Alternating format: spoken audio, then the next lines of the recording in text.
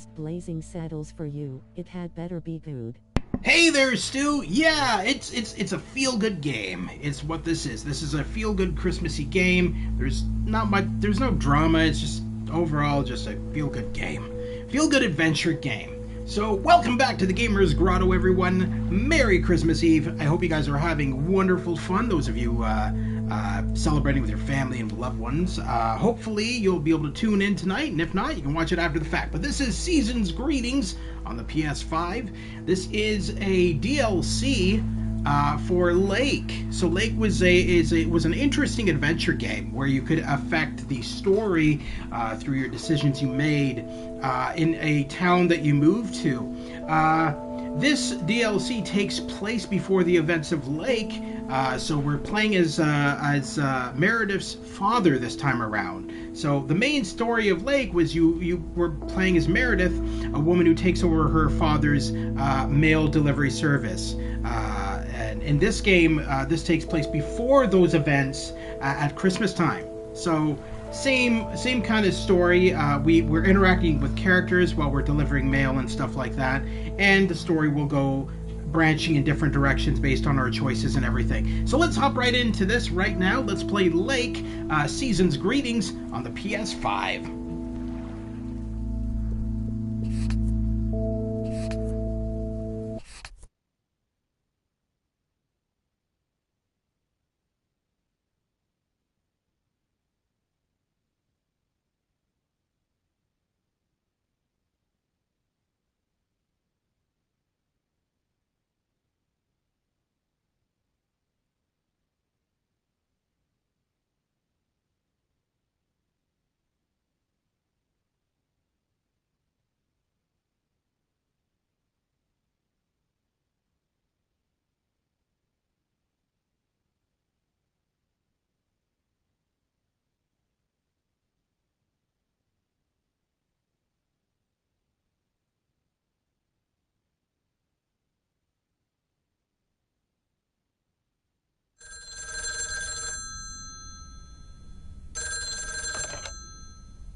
Hello. Hey, Dad. How's that white Christmas looking? You promised, remember? Meredith. Of course. It's coming down as we speak. Wait till you see it. Great. I knew you wouldn't let me down. My plane lands Tuesday at 5:30. Perfect. How will you get here? Will someone pick you up? Obviously. I've got the best chauffeur around. His name starts with a T and ends with Thomas Weiss. All right, then. I hear he's the best in the business. I'll make sure he's there. 5:30 sharp. Oh, thanks, Dad. See you soon. 2 more nights, Em. Can't wait to see you. Same here. Say hi to Mom for me. Bye, Dad. Bye, Em. Have a safe trip.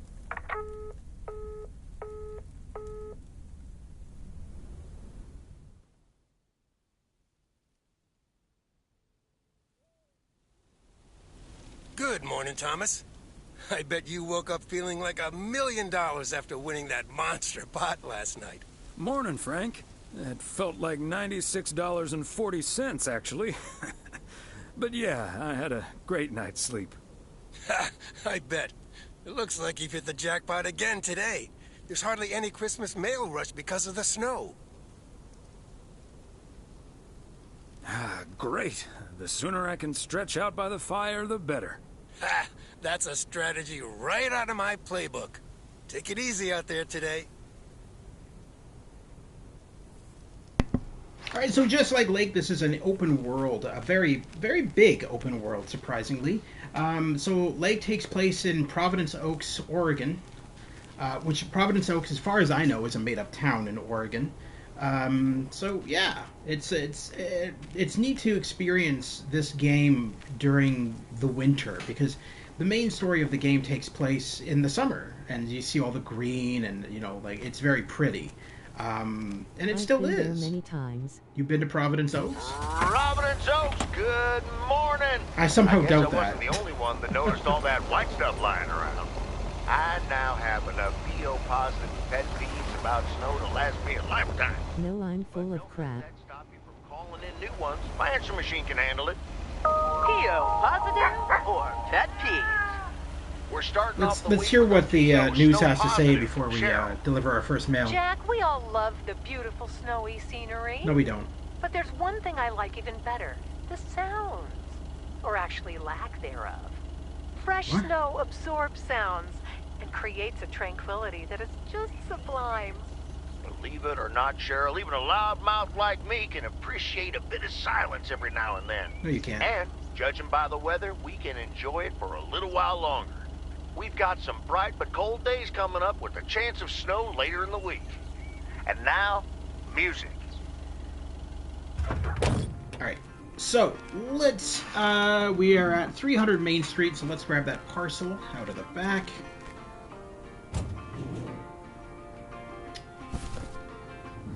Christmas gift? Here's hoping.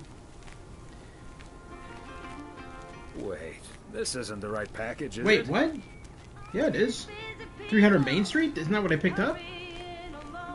I swear I picked up 300 Main Street.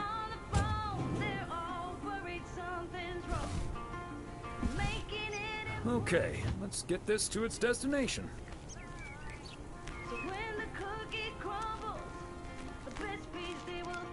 Okay, I guess I didn't pick up 300 Main. I like the books in this store. They're so fictionalized and stupid. Bat in the Hat. Green Eggs and Spam. How the Cringe Stole Christmas. It's all parodies because well, you don't want to pay royalties and all that shit. Pause instead of Jaws. Stephen Singh's Pal Cemetery.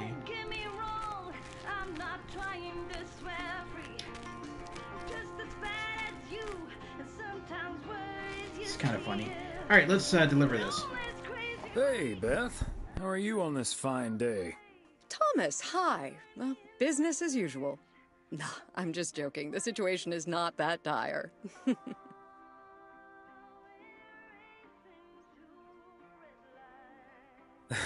I was going to say, sales can't be bad with the holidays around the corner, right? Times have been better, I suppose, but you're right. I'm not complaining. Besides Mildred, there's been an odd customer or two today, and would you believe, one of them was even looking for a full set of encyclopedias. Who even reads those? That's like 30 books. I know, they're wonderful. I even owned 3 sets at one point. But then I'll be the first to admit that a set of encyclopedias is nothing less than a veritable treasure trove of information at one's fingertips. By the way, did you know that the world's largest encyclopedia was created in 15th century China and comprised about 11,000 books? Isn't that fascinating? Imagine having to load that into your car.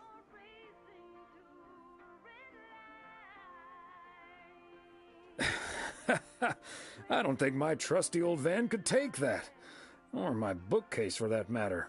Well, they do say a good book is easy to pick up, but hard to put down. Get it? How's Emily coming along with Christmas dinner, by the way? I can imagine she's pretty excited about Meredith coming over. So let me know if she needs any more cookbooks. I've got this beauty from Good Housekeeping that's all the rage right now. Oh, that might be a bad idea. I'm going to have my pants let out just looking at the cover. I suppose you're right. But don't you worry, I'll leave the cookbook. I have a feeling St. Nicholas has other things in store for you this year. Sounds ominous. You have no idea. And what does St. Nick have in store for you this year?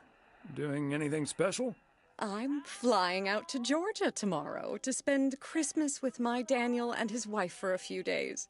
We're planning a Hawaii 5-0 marathon. It's my guilty pleasure, and luckily it's theirs too. Ah, of course. Book 'em, Dano. Indeed. Have you seen it? Who hasn't? Oh, marvelous. What was your favorite episode so far?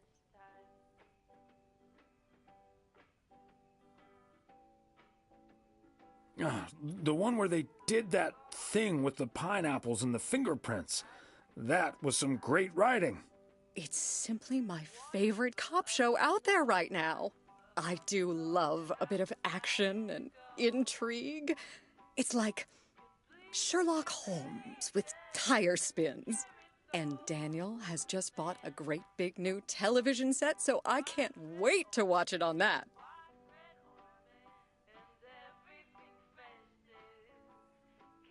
Oh, I can imagine. Right. I better get back to it and get ready for the New Year's sale.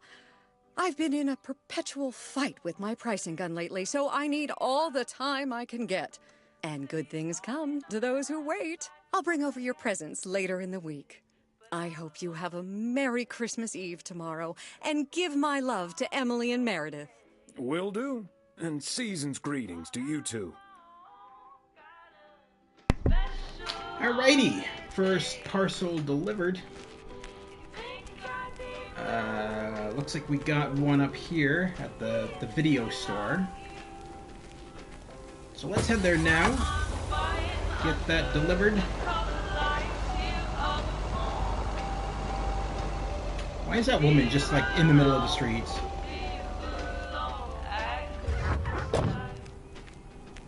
.351 Main Street.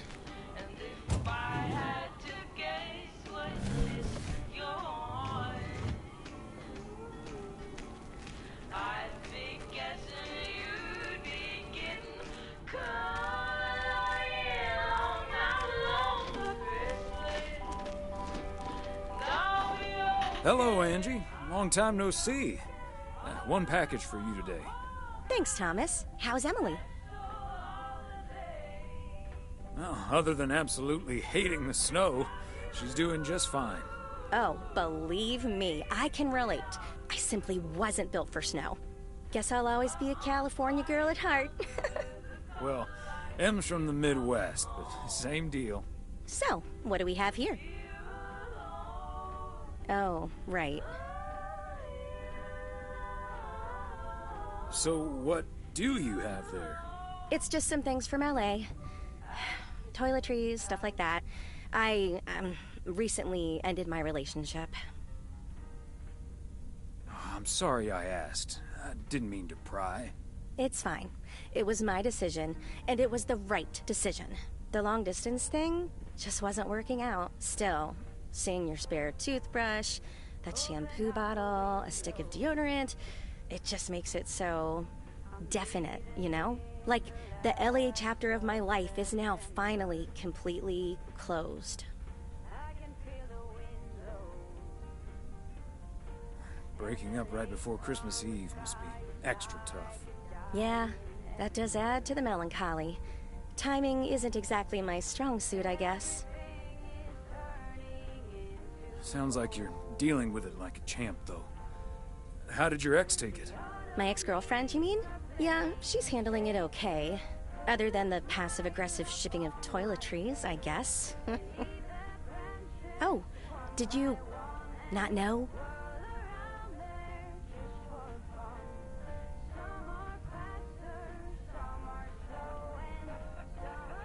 Had no idea. But I mean, it's fine either way, right? I mean, it's not exactly something I walk around advertising around here. This is probably the first time I've seen you blush. Well, I'll leave you alone with your thoughts. And your spare toothbrush. Merry Christmas, Angie.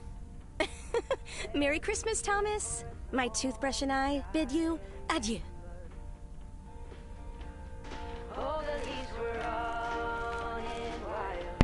Now, even in here, we have parodies of movies. The Thermometer. There's tons of movie parodies in here. A lot of them have been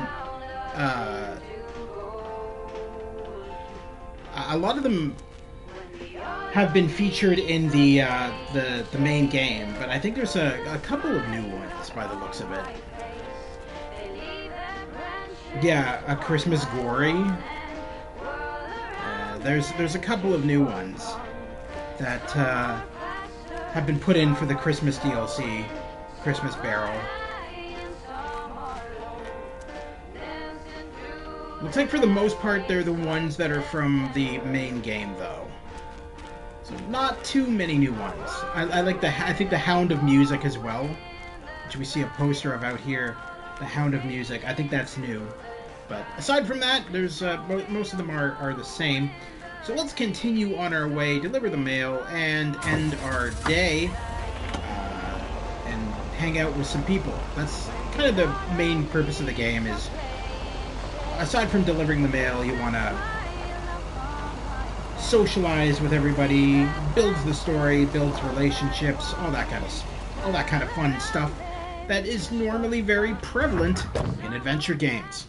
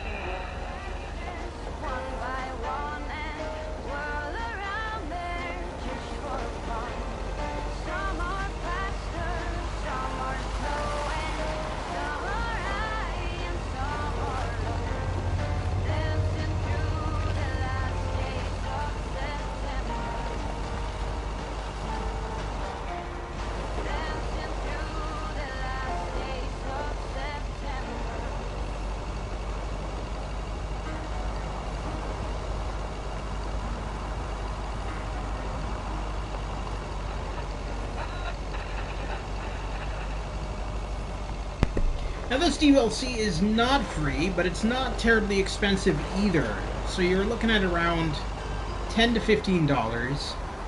But it's a decent length. I don't want to say it's like, you know, it's not like 5-10 hours long or anything like that. I'd say about 2 hours tops, but it's still pretty good. It gets you into the mood of the season. Very festive.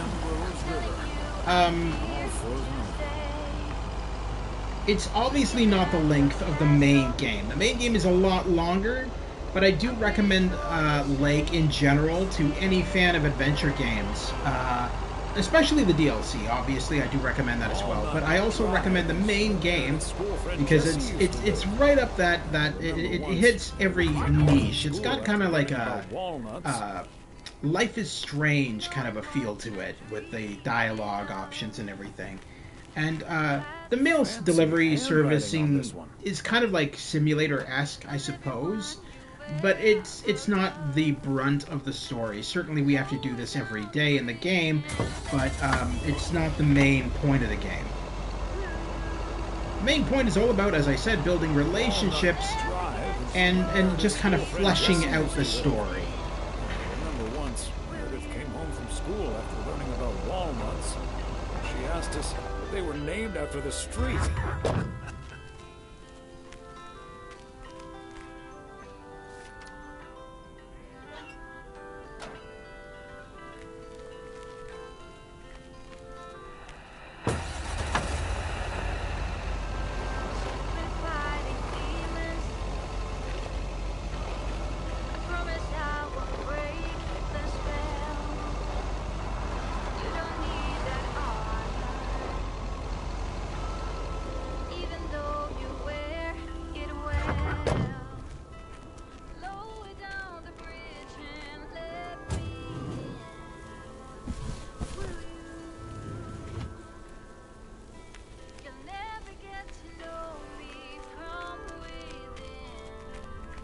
Hi, Ben. Got a pretty hefty package here for you.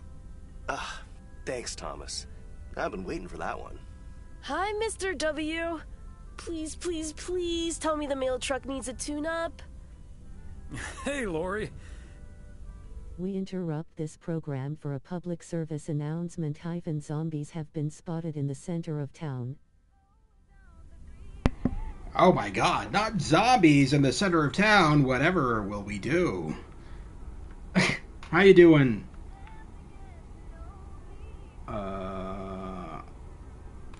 I didn't know Do you'd the already first, begun working do the here. first one Were there. you supposed to start in January? Yeah, she pestered me into allowing her to start a week early. Already put snow tires on half the town's vehicles. At this rate, I can retire. Hey, Merry Christmas for tomorrow. Absolutely, Merry Christmas to you as well. I hope you're doing well, Retro Engine. Are you I sure figured there's since nothing it's- I can improve on the old, what do you call I this figured thing since again? it's a nice festive Christmas game, and it is Christmas Eve, that we would stream this tonight, and then we'll probably do the Grinch on Boxing Day. We'll probably finish the Grinch on Boxing Day. Hey, Adventure Game Hotspot, how you doing? I actually found out about this game through your channel, believe it or not. So I'm not Lake in general, but the DLC, the Christmas DLC, I found out through your website. So we're streaming that tonight for our Christmas Eve stream, and then Christmas Day we're not streaming anything. Boxing Day I'll probably come back with the remainder of Grinch, How the Grinch Stole Christmas, and then from there we're going to go back to our regular games.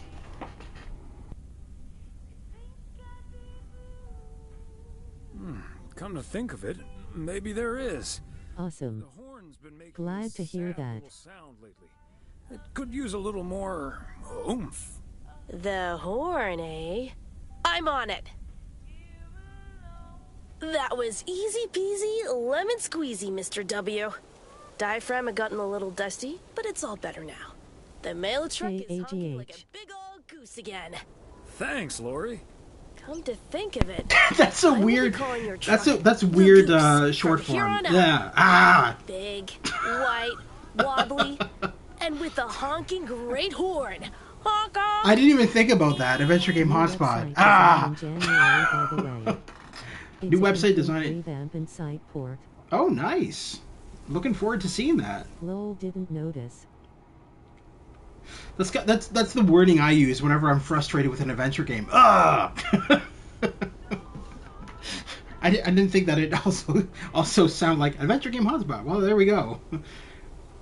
The goose has a nice ring to it. Okay, The goose has a nice ring. That ties to it. into Nice the honk, main story anyway. of Gotta Lake, be getting back to my rounds. where Happy Meredith holidays, you guys. mentions Thanks, Thomas. the name You of the too. truck is Goose.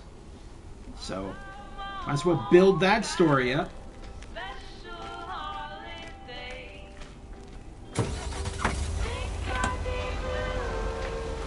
Let's pull up our The old dude in Jurassic Park hyphen spared no spared no expense. expense.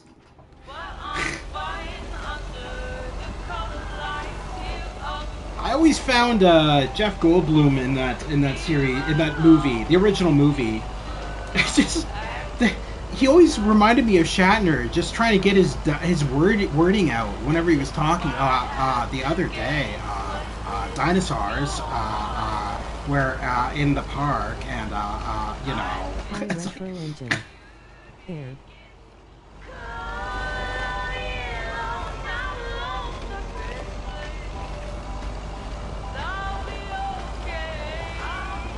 So it looks like our last destination is way the hell out here. Oh, damn. I wasn't expecting to see a transport truck in my face. But, you know.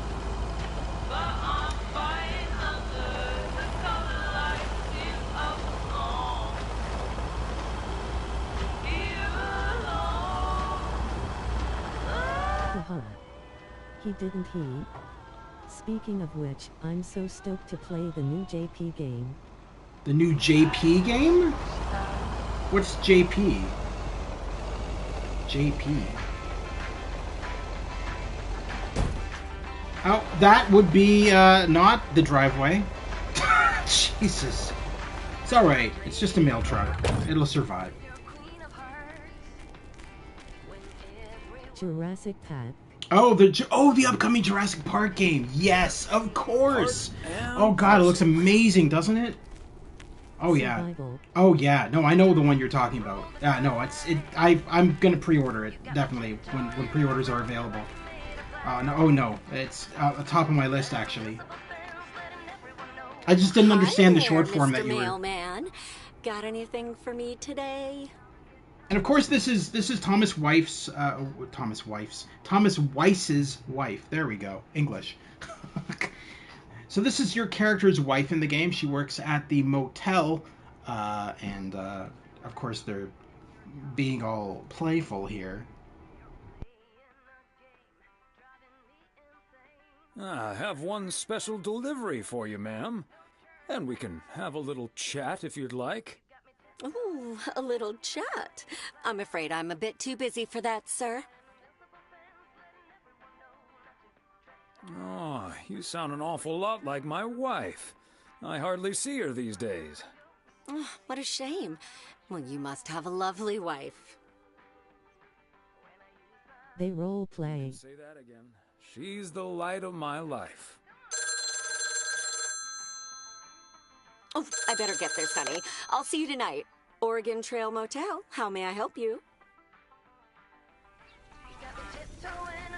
It's funny. There is a point in this game where they actually make a reference to the game Oregon Trail, and I found that kind of funny. I kind of chuckled at that. I was like,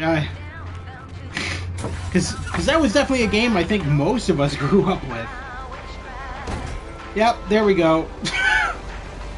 It'll bump itself out.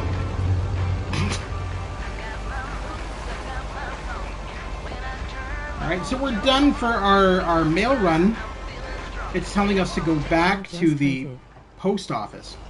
You just hunted. What were you playing?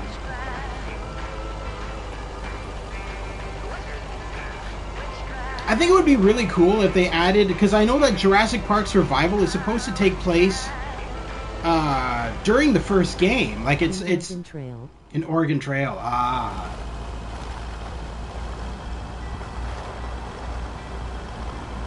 But yeah, I know that Jurassic Park Survival is supposed to take place during the first game, so I think it would be really cool to have like maybe like a nod to the original characters from the first movie. I know that Jeff Goldblum has been really willing to do voice work for video games as of late. I mean, the last time we really saw him in a game was back in the 90s with the Goosebumps game where he played Dracula. And we all like to forget about that role because it was terrible. It was the worst Dracula rendition I've ever seen anybody do. It was just Jeff Goldblum as Dracula as Jeff Goldblum. I want to bite your neck. Yeah.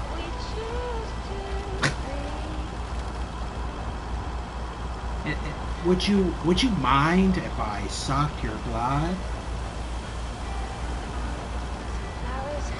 But it's nice to see him. He's in the more recent Jurassic World. Engine in that adventure game hotspot. Huh. I'm making a video about that. She runs up to the beach as the movie cast flees away, leaving her behind. Yeah, like so, but she's not even mentioned. This character is like so fictionalized. She's not even mentioned in the movie. Joshua, did you waste the meat again?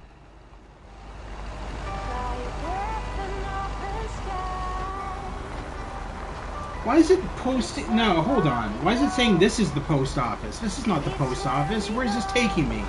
To my house? Oh wait, no. Okay, yeah, it is the post office. I was confused there. I'll just going the back way.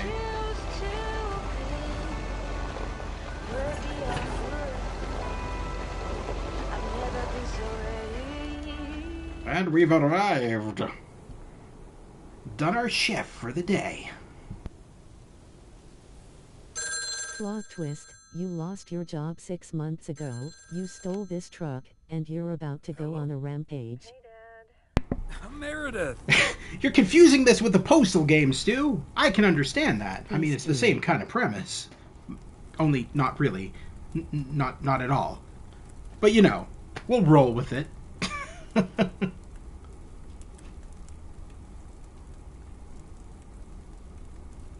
Meredith! What's up? No bad news, I hope. Meredith? Dad, I'm so sorry, but I won't be able to make it tomorrow. What's wrong? What happened? Are you okay? I'm fine, Dad, don't worry, but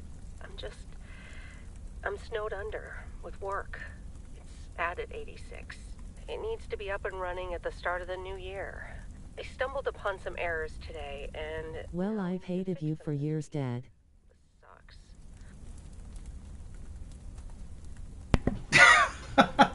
That'd be kind of funny, actually. Why can't you come, Meredith? Well, you know, you're a dick. I could go on. Nah, she's a computer programmer, and they explain it in the main game. And we have streamed the main game on the channel, Stu. I don't know if you've seen it, but she is a programmer who ends up taking over the mail job for her father, this character. So this DLC, as I stated earlier, takes place before the events of the main game. And it takes place at Christmas time, whereas the main game takes place in the spring or summer. Only pieces of it. It's a good game. I think you'd enjoy it. I honestly think you'd like it. I think you'd like to. You probably. I think it'd be good to stream on your channel. I think people would get a kick out of it. But yeah, no, it's a good indie game. Definitely one of my favorites because it's relaxing. You know what I mean? It's not. There's not an overly. There's not a lot of well, there's no violence in it, but I mean, there's not a lot of drama, which is nice. There is drama here and there, but it's very, very light sprinkling of drama. The main goal of the game, I suppose, is to just let the story play out, and you know, your decisions can affect the story, obviously. Probably not so much in this DLC, but in the main game for sure.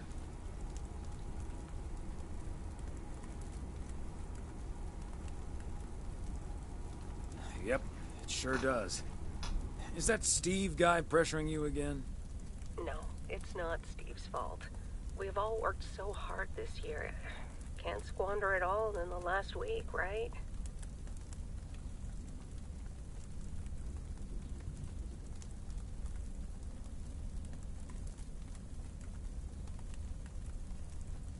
I hate to say it, but it sounds exactly like what you said last year.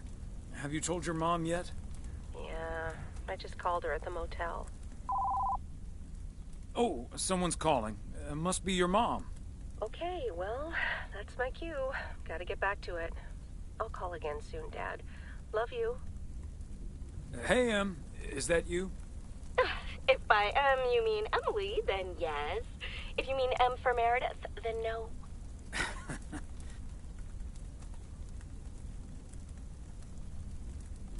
There you go, that's my choice. What if I meant M from James Bond?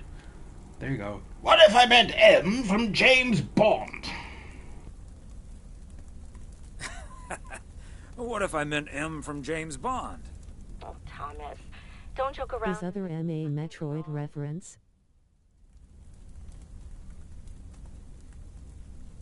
I know, I don't know what to say. Well, just deal with it, like we always do.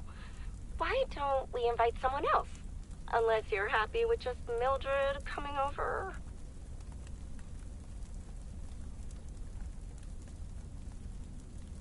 Just Mildred? You might as well go for rock bottom and ask Nancy to. Oh, yes. Oh, I'd love to hear them bicker about the cat food assortment at the general store. In any case, I'll call Beth and ask her again, too. And then I have to do a towel run, refill the vending machine, and vacuum the reception area. So it'll be a while before I'm done. I'll see you tonight, honey. Okay, Em. Drive home safe.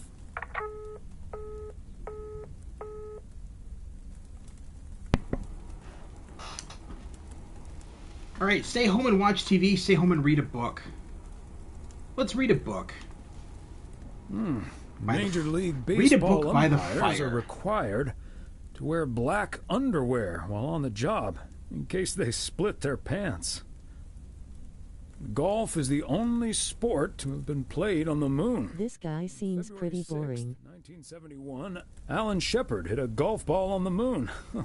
Because of the low gravity, it may have traveled more than a mile. He's old, Stu. You're gonna be like that someday. You're gonna be reading golf facts by the fireplace. while your kids are like, sorry, Dad, we can't come for Christmas this year because we're scared that you're going to read us golf facts by the fireplace. P.O., it's time for a different take on the snowfall. P.O. positive or pet peeve? Take it away, Charles. Jack, I'd like to respond what Cheryl said about the snow yesterday. Oh. Sure, it makes everything nice and quiet, but we can't forget what? The sweet sound of crunching snow beneath our boots. The hell? Thank you very much. Sure we can, Charles. And that's the last one about snow for now. Apologies to the guy with the pet peeve about yellow snow. Better luck next time. Today's weather as bright and beautiful as yesterday. Enjoy the crunch, folks. Back to the playlist. Enjoy the crunch of the snow beneath your feet. Alright. Let's grab our Main Street package. 207 Main Street, I think that's the one. Yeah, because the rest are just other addresses. Christmas gift? Here's hoping. No, it's for the general store. Why would it be a Christmas gift? That makes no sense. Use your brain, sir. Greetings, Nancy. Hello, Thomas. That should be the last batch of Christmas pudding ingredients. Sounds good. Is it for you or for the store? For the store, of course. I'm not gonna change my cooking schedule just because of Christmas. Isn't that the best part of Christmas? I'd rather save myself the time and effort. So you don't change your cooking schedule at all? Not now, not ever. Monday's mac and cheese, chili on Tuesday, meatloaf Wednesday, cheeseburger Thursday, fish Fridays, Saturday steak and mash, and it's corn on the cob Sundays. I think I'd rather mix things up every once in a while. And all the hassle that comes along with it? Have fun with that.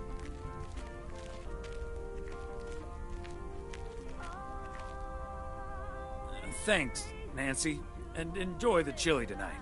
They're a healthy addition to any diet. And tasty. I'll be on my way now. I mean, I would like to be rude to her, but it gets you nowhere. She just sounds like a maniac, that's all. I'm one of those people who can't stand eating the same food more than once a week. I'm not, that's why, like, I know I have some friends who are like, oh, well, what do you, I'm having pizza tonight, and pizza tomorrow night, and pizza then, I can't do that. I get bored. I cannot eat the same food over and over. Especially if it's on a schedule like that. That's crazy. East Street. Here we are. Let's deliver this to this beautifully decorated home.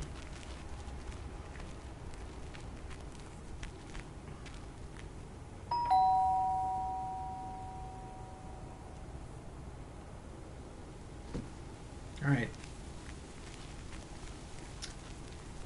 Even though their vehicle is here, they're clearly not home, so let's continue on our way. I kind of want to look at our map here, see what we're missing. Alright, so we got two on the outskirts, so we should probably just deal with the rest of the Or they just hate postal workers. Who would hate this old man? Alright, let's deliver the rest of the mail to the addresses down here. Then we'll take our little carcass to the outskirts. Get those done. Aaron's circle. Feels like I'm going around in circles sometimes.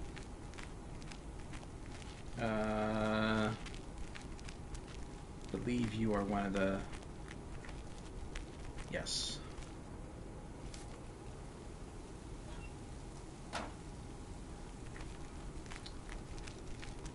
You should be the other one. It's kind of nice to see how they've gussied this up a little bit. You know, like, obviously it feels like I don't want to say it's a mod because it's not, because there's more of a story here, and you're playing as a totally different character, but it still feels more of the same, just in the sense that the map is still the same. There's nothing really new on the map, aside from the beautiful Christmas lights and the snow on the ground. But aside from that, it's still the same location that we explored in the main game of Lake.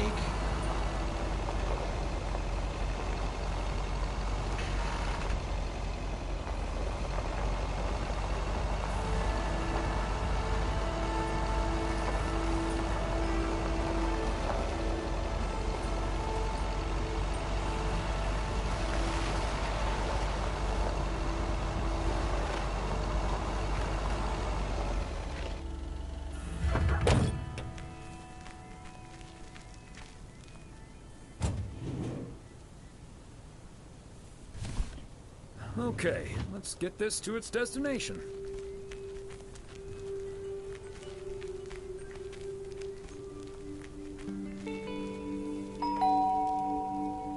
Oh, good day, Kay.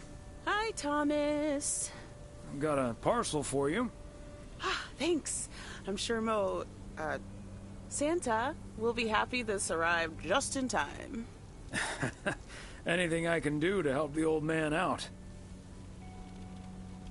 How are things with the family? Good. Good. Really looking forward to the holidays. I've been making Grace this great big space station out of ply. It's coming together really nicely. And Barry is getting Max a second-hand guitar as we speak.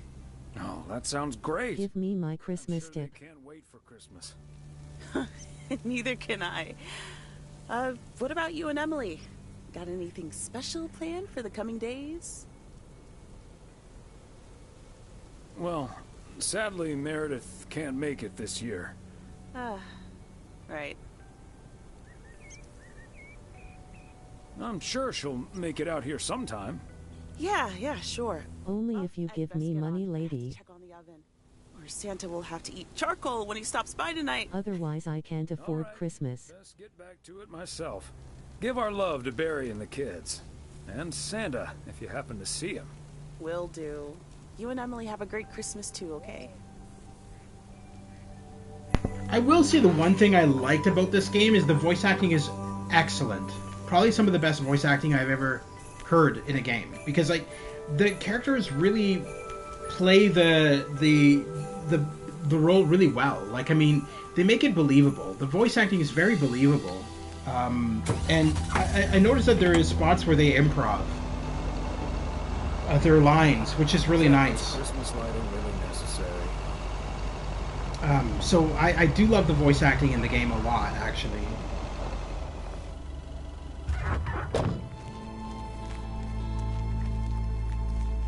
Oh, no, okay, it's just standard mail. This guy doesn't have any decorations out. It's the least sparsely decorated house. It looks so bland. I put a wreath on the door. It's enough. Merry Christmas, you filthy animals. The voice acting is good, but it's bugging me that these people know the mailman so well and they're not tipping him. Oh, okay. So the main story of the game, is he's close to retirement. He's been doing it for so long. That's why in the main game of Lake, you play as the daughter. You play as Meredith, and she takes over for her dad. So at this point in the game, this is like a prequel, and at this point in the game, he's just on his last rounds basically before retiring. It'll explain it as the story goes on. Another satisfied customer, unless it's Bill's.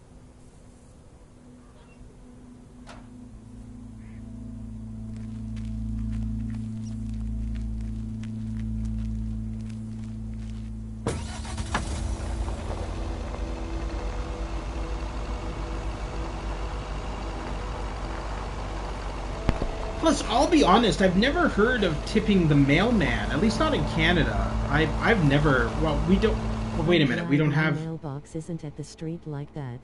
We don't have mailmen that deliver to a mailbox. At least not... I never did growing up. We always had like a mailbox, either a mailbox at the post office, or we'd have just as in the case of where I live now, just like we have our own mailbox in the main lobby of the apartment complex, and we just... Here it's a thing to give the mailman a Christmas gift of some kind. Oh. A thing I mean. Hello, friends. Merry Christmas. Oh. Hello, always asleep. Merry Christmas to you. How you doing, buddy?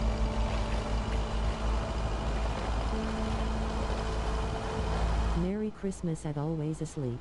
Hope you're doing well. I hope you're feeling better, because I know not that long ago you weren't feeling too good. So I hope you're feeling better. I hope the Christmas spirit has healed you. But he did ask me to keep an eye on his place. Alright, let's deliver this this mail to Mackey's Bait and Tackle Shop. Look at this design of this house. Interesting, to say the least.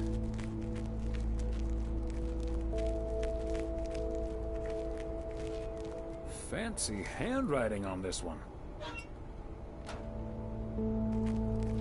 So, Mr. Mackey is a character for the main story of Lake, which again I have streamed on this channel. Should definitely tip the mailman. There's nobody here. He just said that guy's gone away for Christmas. As we were walking up to this location, Thomas Weiss, the character we're playing as, stated that he has to look after this guy's house while he's gone. Mr. Mackey is from South Park MMMK. Mr. Mackey's from South Park. What is this, like an add-on for Lake? Never knew it existed. Yes, it is. It's the Christmas Season's Greeting. It's called the Season's Greeting DLC. And we play as Thomas Weiss, Meredith's father. And so we get to see Meredith's father and mother at Christmas time. So it's a very, very festive game. You get to see all the Christmas lights and everything of the wow, okay, buddy, of Providence Oaks. There are also new characters introduced. So as I said, this is a prequel. This takes place before the events of Lake. This takes place at Christmas time before the new year.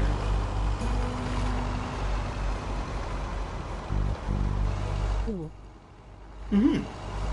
Yeah, it's actually really good. It's not terribly expensive. I think I paid like maybe $10-15 for it. It came out in October or November. It didn't come out in December. It came out earlier on. And I found out about it through Adventure Game Hotspot's channel. He did a review on it. Part and parcel. And I watched his review and I'm like, dude, I'm already a fan of Lake, so I'm definitely grabbing this. Because I loved Lake. Lake was just so peaceful and relaxing and fun to me. I like the zany characters. Wow, a visit from the Poker King. I humbly thank you for the honor. The Poker King hath brought a parcel for the Jack of all trades. Ooh, boy, Frank came through once again. A package from Frank, huh? Yeah, Lake was very cozy. What's in it? You don't want to know, Thomas. You don't want to know. But what I will tell you, I'm kicking off the new year with a bang. I better put this somewhere dry. And then it's back to reading Doyle Brunson's Super System. Ooh, you're in trouble this Sunday, sir.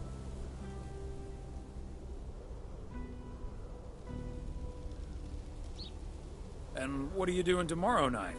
I'm gonna visit my brother and his family in Idaho. Anyway, later, Thomas, and take care on those icy roads. Poor Thomas, we're trying to get people to go to our house for Christmas Eve dinner because Meredith is not joining us because she's working on it at 86 or 87 or whatever the hell it is. but it seems like everybody's busy. Everybody's going away.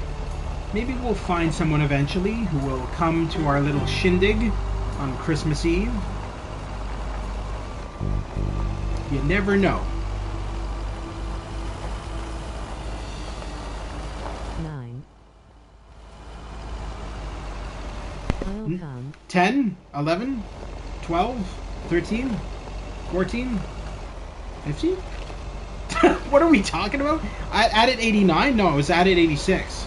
Or 87. It's the same added program she's working on in the standard story of Lake. LOL, I don't know how 9 got typed. 9. 9 sprechen Sie English properly.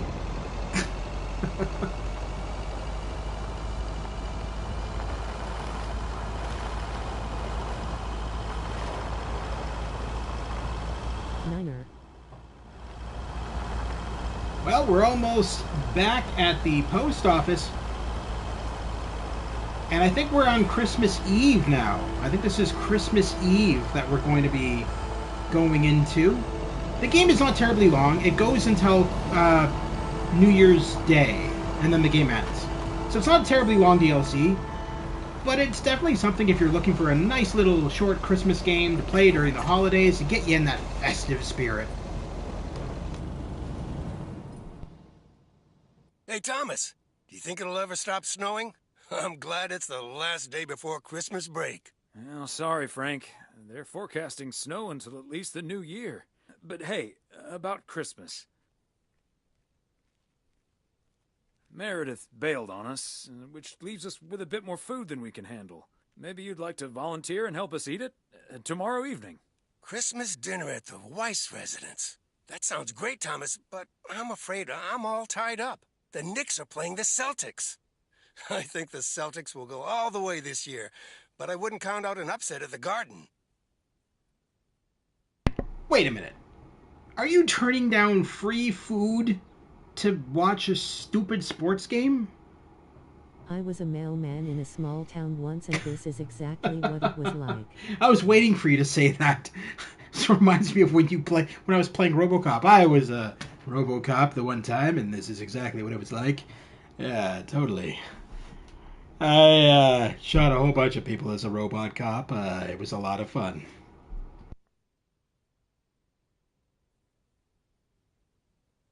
Burp.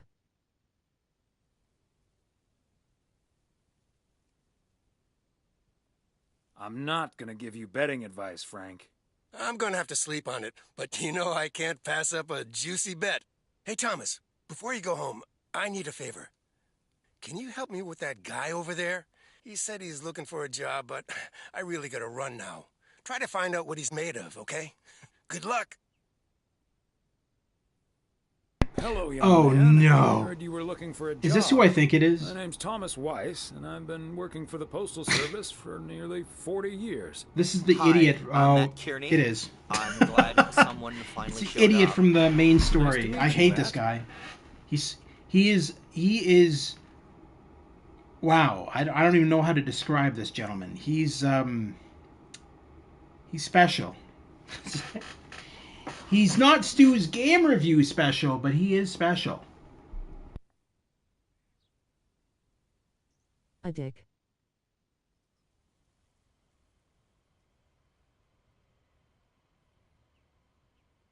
Could you tell me a little bit about yourself? Well, I'm basically a computer expert, kind of in between jobs right now. I've been programming since I was 11 years old. I'm looking to start my own software company. But I assume you are aware that we don't have computers here. Yes, and that's where I come in. I can overhaul this old-fashioned operation and have it running twice as efficiently with the help of computers.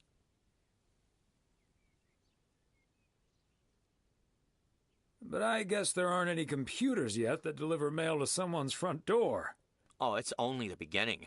In the future, people won't write letters anymore, and parcels will be delivered by battery-powered mini-helicopters. Right, okay. But let's focus a bit more on the here and now. Oh yeah, I should probably mention, obviously, that this takes place in 1987. Or something like that. It's like the 80s. So yeah. What he's saying actually is kind of true to today. Kind of. But, yeah. This takes place in the past. I don't want you guys thinking that this is modern times, because it's definitely not.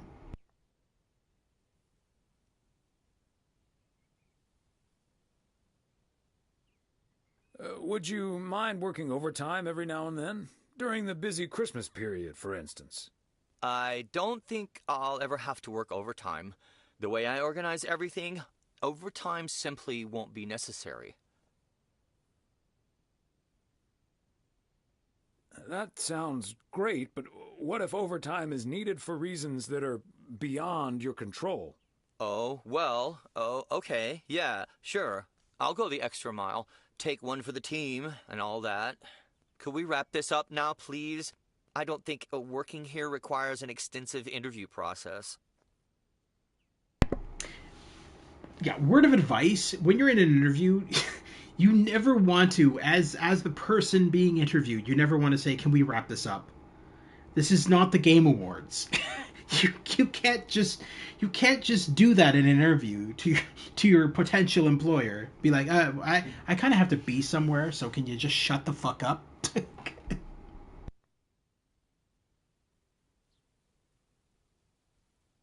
I'd like to ask one more question, actually. Can you please get up and leave as fast as possible? Okay. Bye.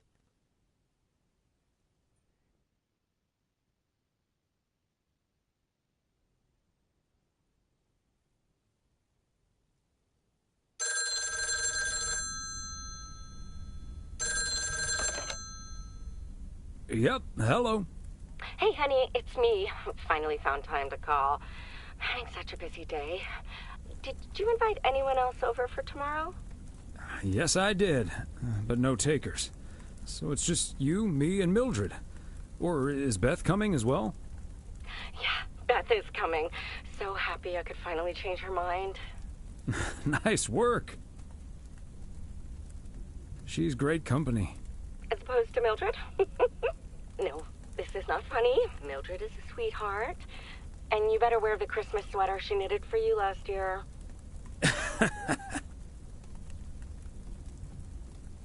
I love Christmas sweaters, so don't worry about it. Great. So I won't be the only one looking stupid. Oh, by the way, I've got great news. We finally found someone to take some shifts off my hands. That's fantastic. No more 60-hour work weeks. Do you know who it is? I wasn't at the interview, but I was introduced to him after he was hired. Did he wear glasses? Yes, he did. Did he have curly hair? Yeah. Are we playing Guess Who? His name is Matt. Matt Kearney. He said he's going to completely overhaul our computer system. That's the guy I interviewed this afternoon. Really? Did you like him?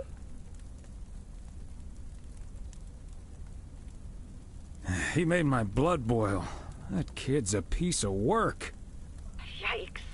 But it doesn't matter. He'll be taking the load off my shoulders. And I won't be working alongside him anyway. You'll probably see him more often than I will. And there I was thinking I dodged a bullet. We'll see how it all pans out. Oh, gotta go now. Bye, hun.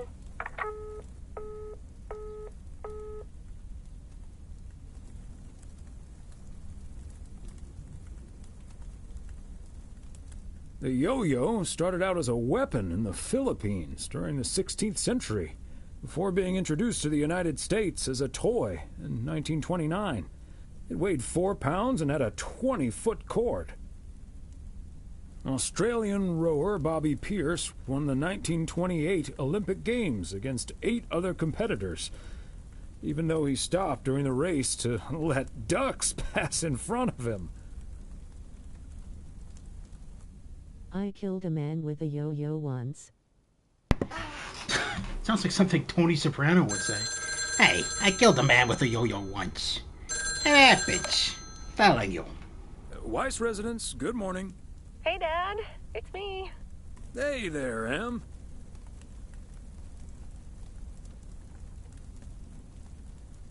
Meredith Christmas. I was hoping to hear one of your special holiday puns. Merry Christmas to you, too. I wish I was in PO right now.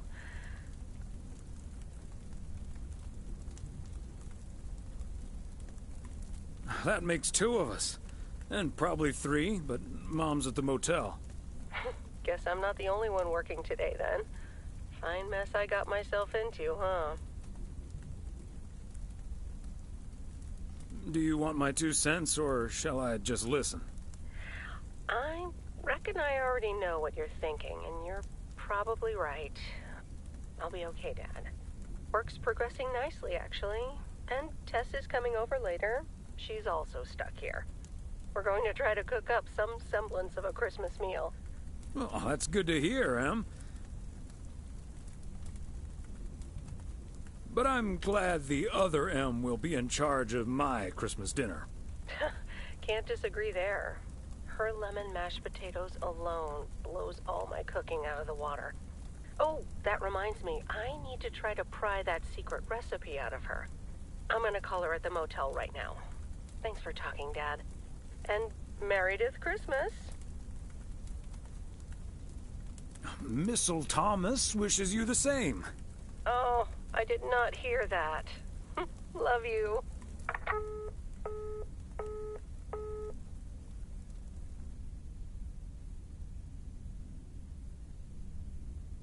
Oh, Mildred, you shouldn't have. We already have the most beautiful pair of Christmas sweaters in the world. And now we have 2 sweaters each. You must have put so much work into them. Oh, please, don't mention it, dearie. Knitting sweaters can be quite straining. But knowing how happy they make you always makes up for it. Well, we're so grateful. Right, Thomas?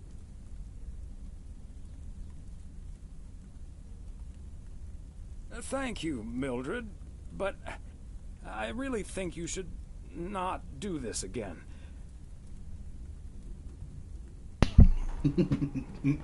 Yes, don't make us any more Christmas sweaters. We're good. I feel guilty that you had you had to work so hard on them. You should also make other people happy. Oh, we have to be nice. God damn it. I was hoping to say, yeah, I was hoping. Please don't make any more of the Christmas sweaters. They make a really nasty smell when we burn them in our fireplace. It makes me feel guilty that you had to work so hard on them for us. Thomas, please don't be modest now. You and Emily are the nicest and hardest working people in P.O., and you fully deserve it. I've also made sweaters for Frank and Jack and Robert and Bert, but they all said that wool gives them an allergic reaction. Isn't that a coincidence? Beth, I hope you aren't allergic to wool.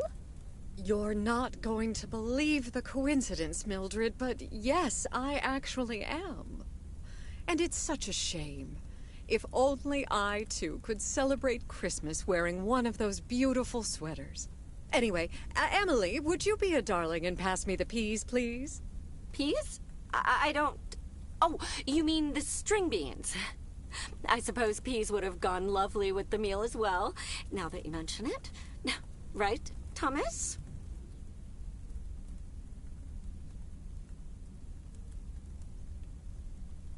Peas, beans, it's all green to me. Oh, yes, of course. I meant the string beans. Of course, silly me. But let me get on with it. It's time for my presents now. And you may have already guessed that they're books. Mildred, why don't you open yours first? Well, I'm not really one for presents, but I appreciate the gesture. Let's see now. The Cat's Pajamas. I've never heard of it, but it has a nice title, I suppose. It's an encyclopedia about cats. A Whiskerpedia, if you will. Someone drew my attention to it, and I immediately thought of you. Oh, well, isn't that lovely? Such a heartfelt gift. Isn't it, Thomas? Maybe you can start knitting your cats some pajamas now. Well, they do like balls of yarn. Thank you, Beth. It was my pleasure, Mildred. And now for Emily's gift. Why, thank you, Beth.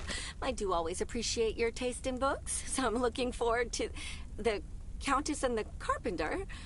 Ah, would you look at that? Is this a romance novel? I've never really read one of those. Right in one guess, Emily. I hear the writer Summers here, so this book is locally sourced, so to speak. And, dare I say it, the prose is quite compelling in the romance department, if you catch my drift. I think I do. Beth, you are something else. Thank you. This will certainly get a nice spot on our bookcase. Yes. Yes, in the don't read section.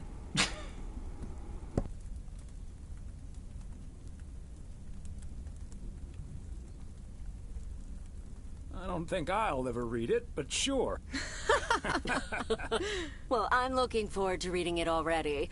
Thank you so much, dear Beth. You're welcome, Emily. I'm sure you'll love it. Okay, Thomas, it's your turn now. Let's see. Crazy sports facts 2. Even more crazy sports facts. I still need to start on part 1, to be honest, but I'm sure it's a remarkable collection of sports facts. Thanks, Beth. You're welcome, Thomas. And you're right, there's some fascinating tidbits in part 1 as well. Even if one no longer actively plays sports, it's at least fun to read about it, right? Hey now, kids playing basketball still regret it when they challenge the mailman for a game of horse. Well, there's no shame in admitting that you're not getting any younger, Thomas. In fact, none of us are exactly spring chickens anymore. Things like your arthritis can't magically be wished away by positive thinking. You're right, Emily, but let's not burden our lovely guests with this right now. Who's up for some blueberry pie? Speaking of blueberries, my bridge partner, Edna's niece, discovered this mole last week. Hold that thought, Mildred. I really need to take this. Hello? Hi there. Could you put me through to Meredith Weiss, please? Excuse me. Who is this? Oh, it's My wife made blueberry pie and I'm going to have some shortly. There you go. We're not really doing much for Christmas this year. Not really. Not that I know of. I think tomorrow I'm going to order in some Christmas dinner for me and my roommate. And Christmas Eve tonight we're just doing lasagna.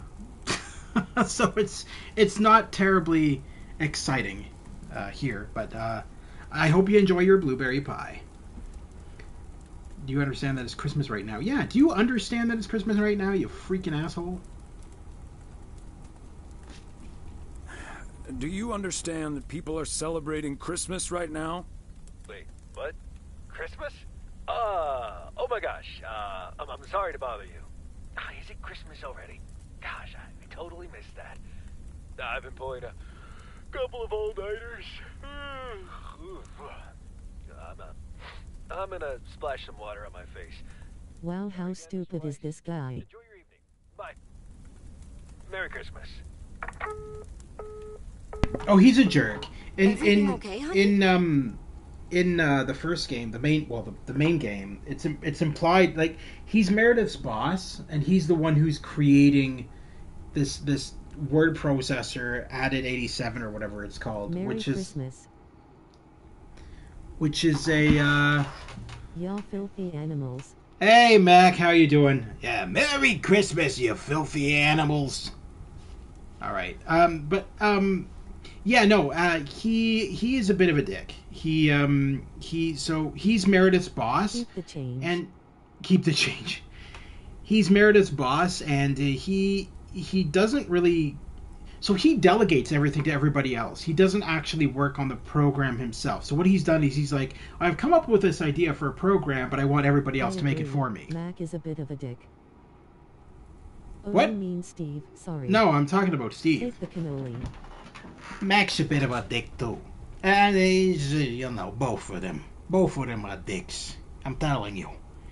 Mac, not so much, but this guy who makes his ad at 87, he's a real piece of work.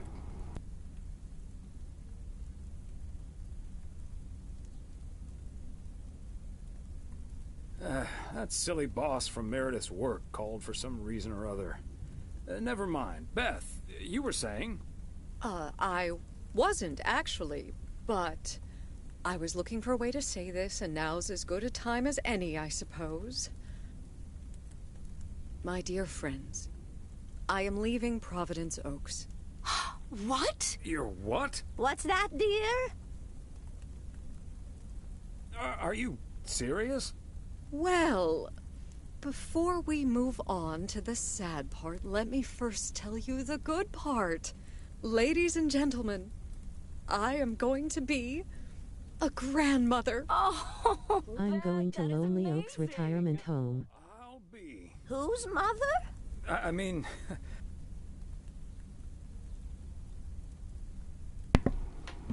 You mean Providence Oaks? What's Lonely Oaks? Lonely Oaks Retirement Home. Well, you'll see what's going on. She's not exactly telling the truth to us right now. You'll see what's going on as we continue this story. She's lying to us right now. Lonely people, LOL. Welcome to Lonely Oaks Retirement Home, a place for lonely people. Are you abandoned by your family? Do you have nowhere to go? Does your grandson not care about you anymore and already put up a burial plot? Simply tune in and join us at the Lonely Oaks Retirement Home. We'll make sure that you're in that burial plot soon enough. Congratulations. Yes, my son Daniel and his wife are expecting. Isn't that wonderful? But, and here's the proverbial kicker. You may remember that they moved to Savannah, Georgia a few years ago. So if you put 2 and 2 together...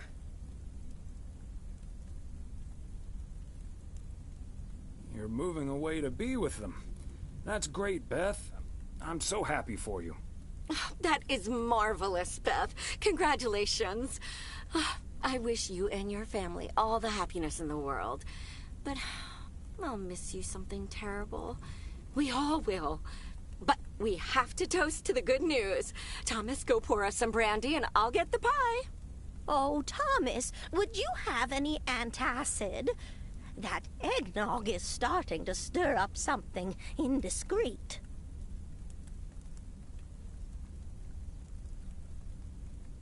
On it. Now, let's celebrate this wonderful evening, ladies. Here's to a lovely old Christmas spent with good friends. Hear, hear, hear. Hear, hear.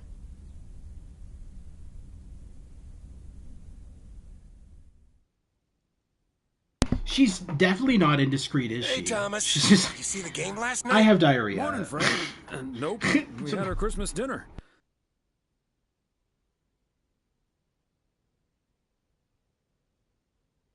But I have a feeling you're going to talk about it anyway. The Celtics were up by 25 in the third quarter, but they still lost the game in double overtime.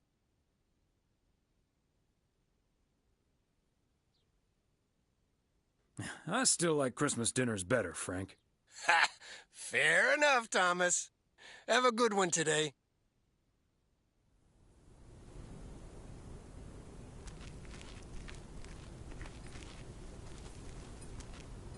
Season's greetings, P.O. I don't care about sports games. Telling you, there's no sports. Christmas dinners are better than sports games. P.O. positive or pet peeve? Season's greetings to you too, Jack. It's, Angela here. I watched the movie Gremlins the other day. Oh, God. Right in my own cozy VCR-equipped living room. And I just want to say that it was a lovely and inexpensive way to have a great time. Thanks for the tip, Angie. Angela. I'm going to assume that wasn't a surreptitious advertisement for the Flip Shack. And I'm also going to assume my next rental there will be free of charge. Hey! Okay, on to the weather. It looks like we'll have lots That car of just snow disappeared. Today. How about some music now? That car literally just vanished into nothingness. What is that sound? Nobody in 1987 would have said VCR-equipped living room. Oh no, she okay. You really need to see the main game. So she's trying to sell VCRs. So this is when VCRs weren't that popular, I suppose. Doesn't really matter. But she's trying to sell them. She's trying to get people to buy them in her movie store. She should have just ordered sooner. It's not like New Year's Eve appeared on the calendar out of nowhere. That's true, but it was only 2 weeks ago that she decided to throw a celebration at the diner. And once we're sure we can host a proper party for everyone, you are also invited. That sounds an awful lot like blackmail to me. Please come to my party, Nancy. But first, hand over a football team supply of cheesy dip, quiche, and sloppy joes. I'm sure she didn't mean it that way, and I'm sure you're more than welcome either way. But I have to run now. Bye, Nancy, and hi-bye, Thomas. Bye, Kay. Marine Hennessy strikes again. P.O. would be a boring place without her. Boring? Drama-free might be the word you're looking for. One thing's for sure, she does not know how to run a business. Always bites off more than she can chew. And now I'm supposed to come to the rescue?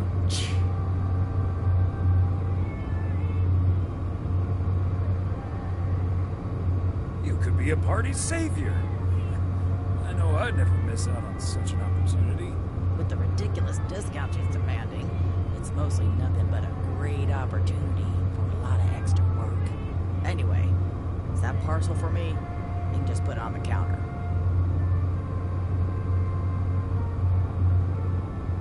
All right, since you asked so nicely.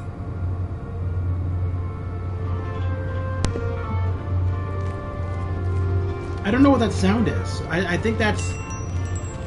I have an inkling I know what it is. I want to test this theory by driving away from this spot. Yeah, okay. So, that sound was the sound of the car that glitched out. That's the sound of the car's engine that glitched out. So this game does have its little glitches here and there, but they're not game-breaking. Just like little graphical glitches, sound glitches here and there. I don't think they've ever released a patch to fix them yet, because this DLC is still pretty new.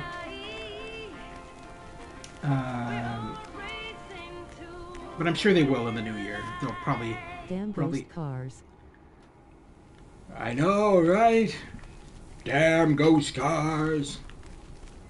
Alright, let's continue on our way. Deliver all this mail before it gets too snowy.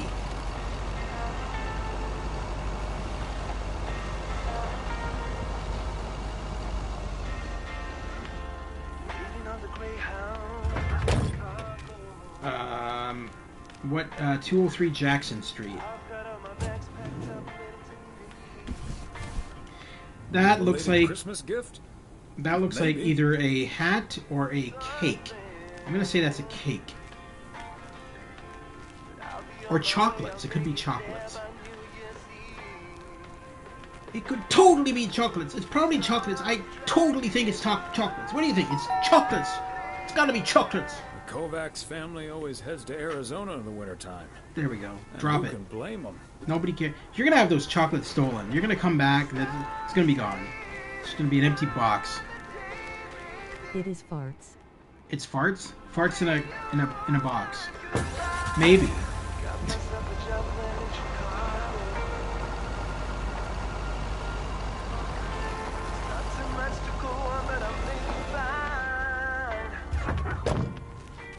Look at your nice little car.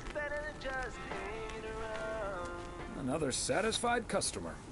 Unless it's bills. No, it looked like coupons. It looked like coupons and junk mail. It's interesting because you can actually kind of tell what the mail is when he holds it in his hand because of the high definition of the graphics. And most of the time it's just like ads.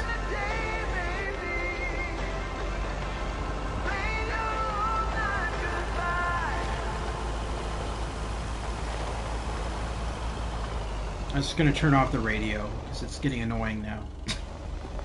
Alright, I think we're...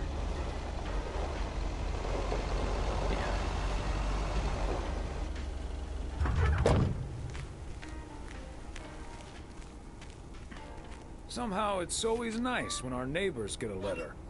Here's to you, Andy and Toby.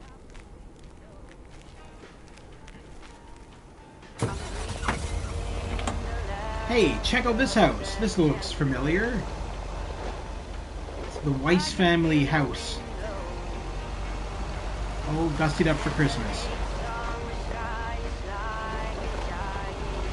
Alrighty, so we've got a couple more mail to deliver. And two more parcels actually. I thought I turned off the radio. What's going on here?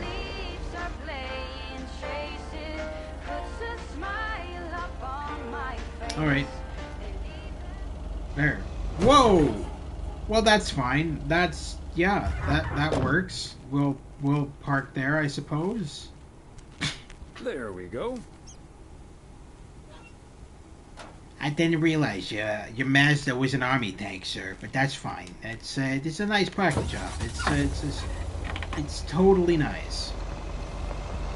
It's the kind of parking job I would have done eventually.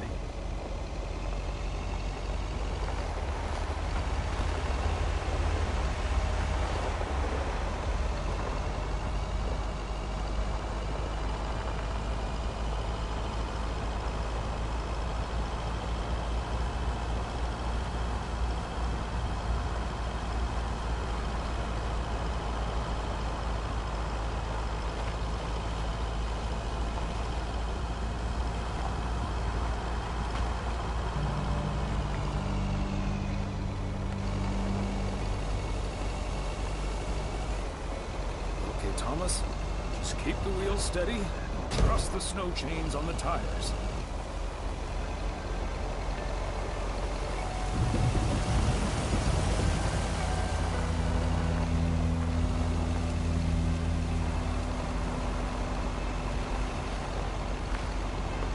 I'm reminded of our honeymoon to Niagara Falls all those many years ago.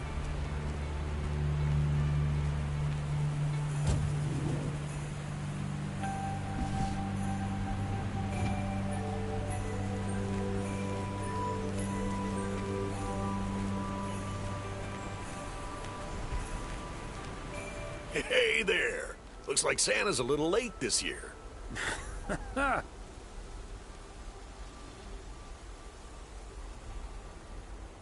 If you keep ordering heavy parcels like this, Santa might just skip your house altogether. Oh, sorry, Thomas. Let me give you a hand. That must be the fire pit I ordered. Now I can finally go ice fishing without freezing at the same time. Ice fishing?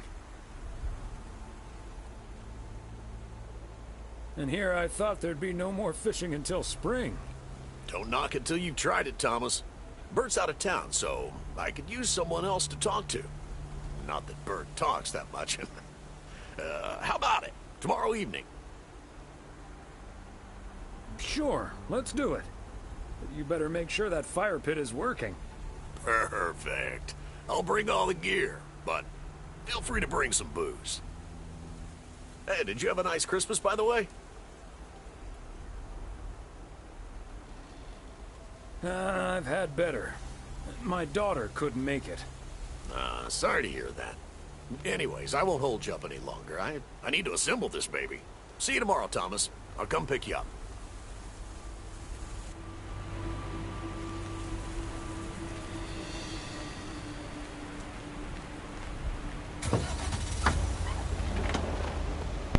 So as I said, this DLC is not terribly long.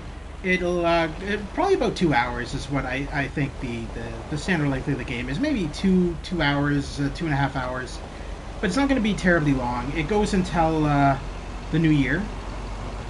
And so it ends on January 1st, I believe.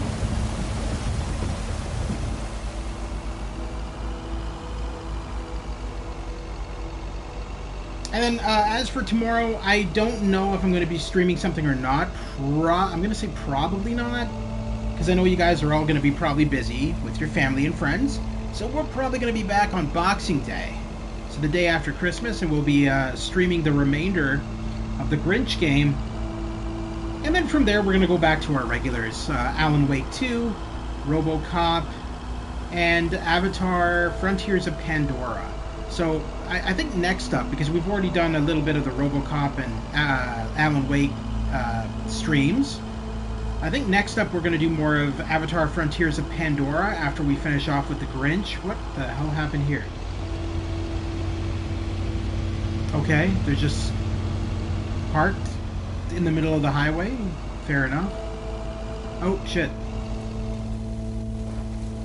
Looks like there's some mail there.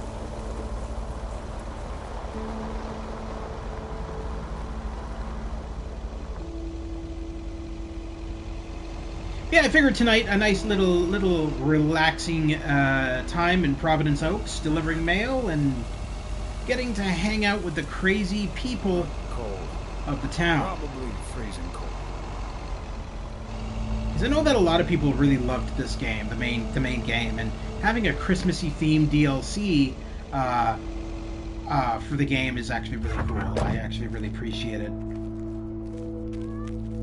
Looks like, geez, that's a terrible spot for your mailbox. Of the channel, you mean? The craziest viewers of the channel. Yes, most of them I got from you, Stu. How do you like that, Stu? Most of the people who watch me I got from your end. So that tells me that your channel spreads like an STD. I'm just messing with you, Stu. But yeah, no, fair enough. We're all crazy, aren't we? We're all just a little bit nutso. But I wouldn't have it any other way. Oh, that was a rock. Jesus. Is Stu's game review streaming this evening? I don't know. Stu, from Stu's Game Reviews. Are you planning on streaming? And what are you planning on streaming tonight? Eating blueberry pie right now, though. There you go. So you already had your dinner, or are you just eating blueberry pie before dinner? Are you doing it in reverse order tonight? It's Christmas Eve, so you're just gonna have dessert first, and then dinner after? Stream it. Stu's Game Reviews, eating blueberry pie. That's I kind of want to see that on your channel. Dinner, but I may have more dinner, LOL. There you go. You're doing things in half-assed order tonight. Whoa, looks like you're having some car trouble. Out of towners? Welcome to Providence Oaks.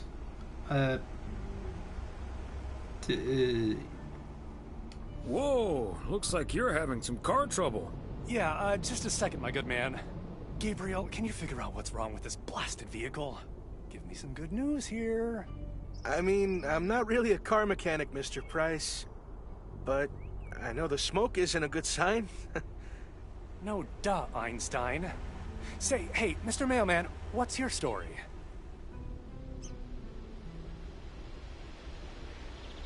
Name's Thomas Weiss, and yes, I do deliver the mail. Okay, then you're Thomas Weiss, mailman. And I'm Connor Price, annoyed man. Gabe, if you don't know what you're doing, then why on God's green earth are you fiddling around with that engine?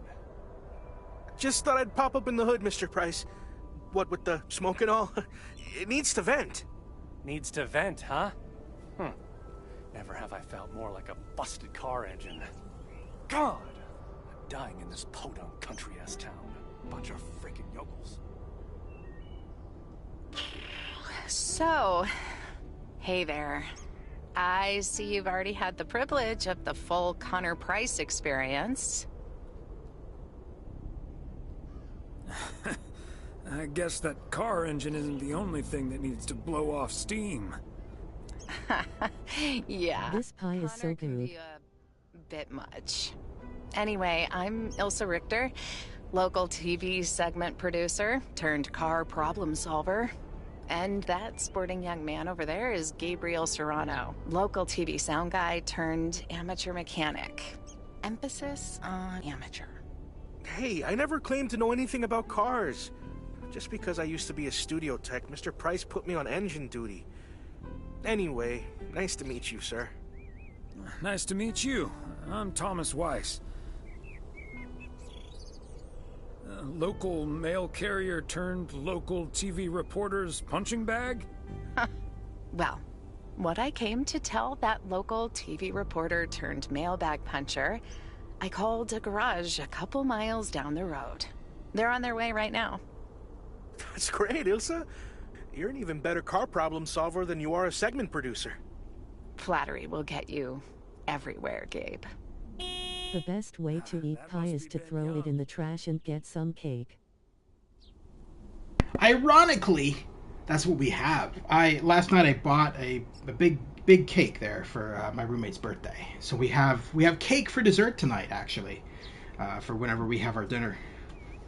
So yeah, no, I agree. I'm telling you, throw out the pie, eat the cake. That's the way to go. That's the way to go. Unless it's homemade. It's just homemade blueberry pie. If it's homemade blueberry pie, then it's good to have it. But I think in the case of store, it's probably bought from Walmart.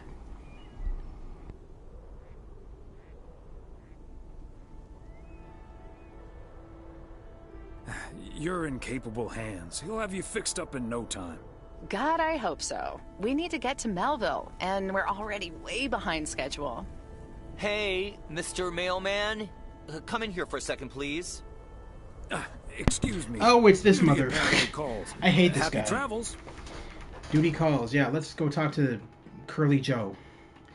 I'm probably going to stream the jingle disc to start with. What's the jingle disc? What the hell's that? Jingle disc? You should do something Christmassy tonight, Stu. It's Christmas Eve. Do a Christmas stream.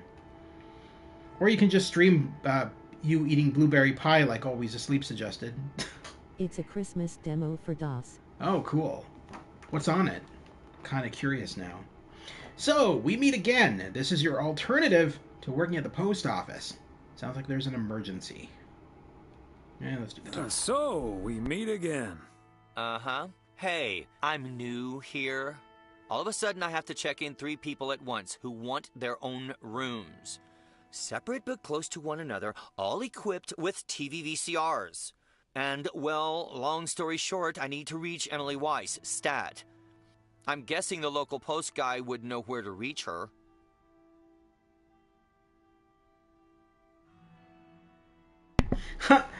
Sure, her home number is 555, go take a hike. Oh, I love that. Yeah, I want to say that, actually, because I hate this man. Yeah, that's what we're doing, because I can't stand this dude. Sure, her home number is 555, go take a hike. Oh, thank you ever so much for nothing. God, where am I supposed to see whether room 2 has a VCR installed? I'll just leave the parcel here on the counter. Bye. They're already gone. Mighty fast towing there, Ben.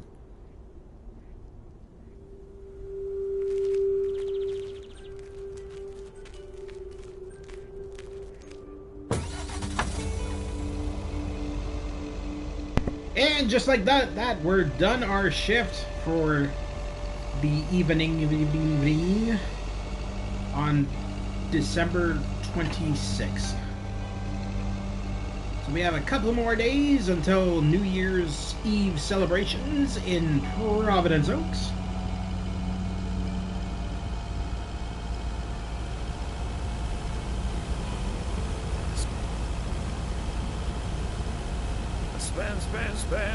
Span it. Huh. Never good. Interesting. The dialogue is cutting out there. Looks like we found another glitch. Developers, take notice. There's glitches afoot. Alright.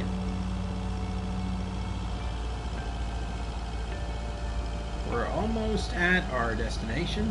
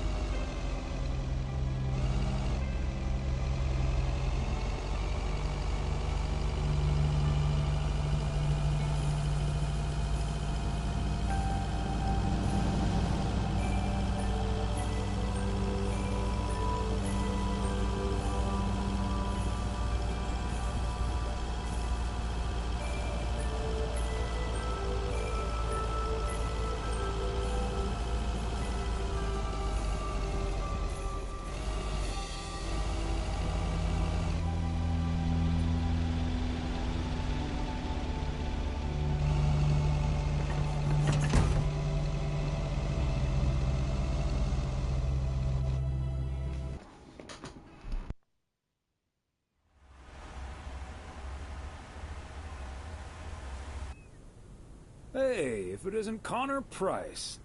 Oh, that's him, huh? He's taller than he looks on TV. Let's hope he's in a better mood now. He was really quite rude to me earlier. Wow, sounds like a real jerk.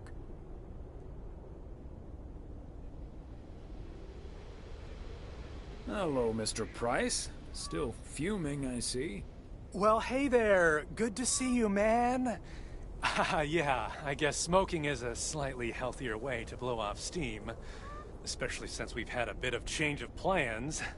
Oh, hi, ma'am. I don't think we've met.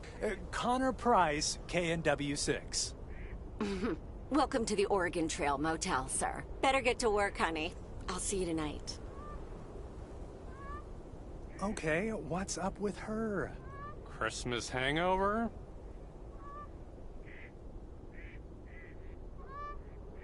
No, it's just that I told her about our earlier meeting. Oh, I see. Yeah, about that. Listen, I'm man enough to admit that it wasn't my finest hour. I'm usually a lot more easygoing. In fact, the Willamette Week once called me one of the most likable faces in local broadcasting.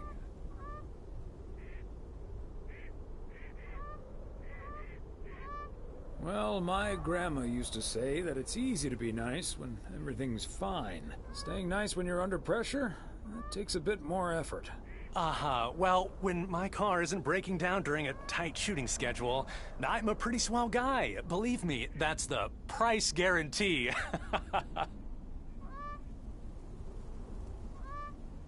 So, you're obviously not in Melville.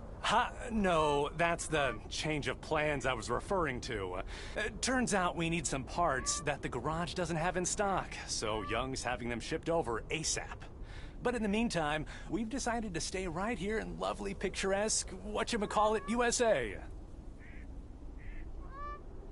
It's Providence Oaks. Yeah, well, to be honest, all these little villages look pretty much the same to me anyway. See, we're supposed to be shooting some remotes on local end-of-year festivities and such. A grand kickoff to our special series on small-town American life. And it doesn't really make much of a difference if we start here or in freaking Melville.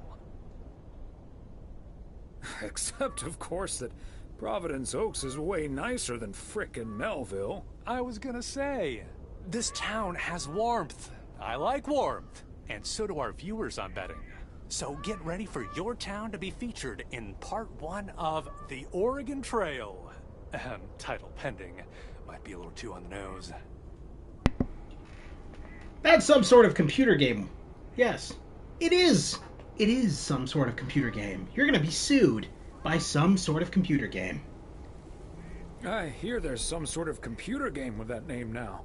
Though I don't really know much about computers, that's more my daughter's area of expertise. See, this is what I'm talking about. Real conversations with real Americans, right? But as fun as this is, I should be turning in.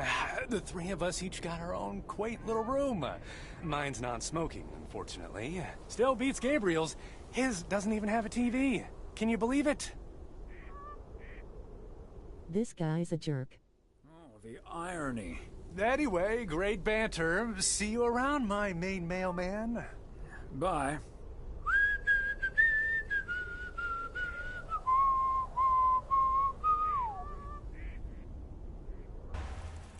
I mean, I feel like that's true of most TV broadcasters on the news. I've heard that a lot of them are just assholes in real life, but they're just jerks. So, I mean, I can't say as though I'm surprised.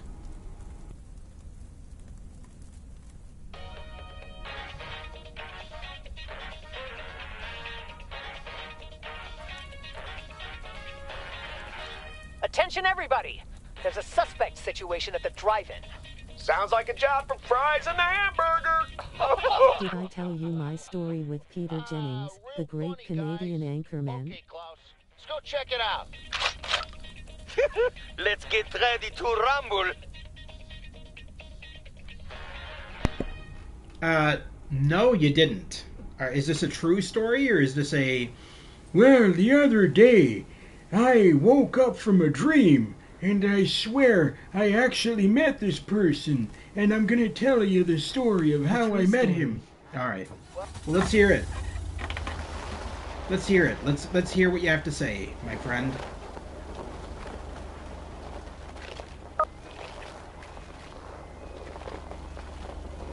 It happened like 25 years ago almost.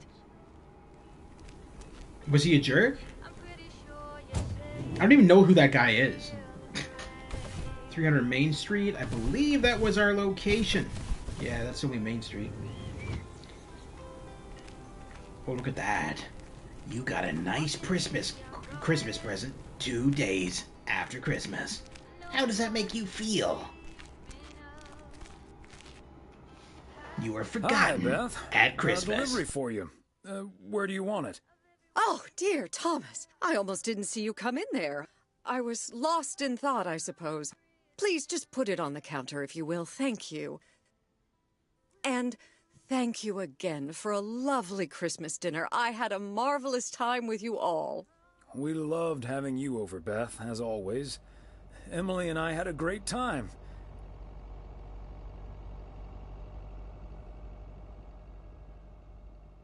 Although always is not going to last forever, it seems. Well put, Thomas. I do like that. It was quite a shock for both Emily and myself, to be honest. We've known each other for so long. We're practically part of each other's furniture. Let me guess. I'd be your bookshelf.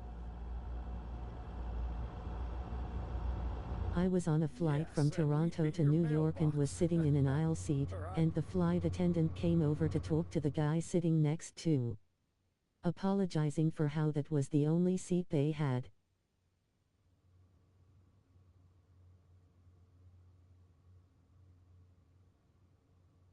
So I was like, oh, are you a frequent flyer? And he said something like that. And then we talked the whole time.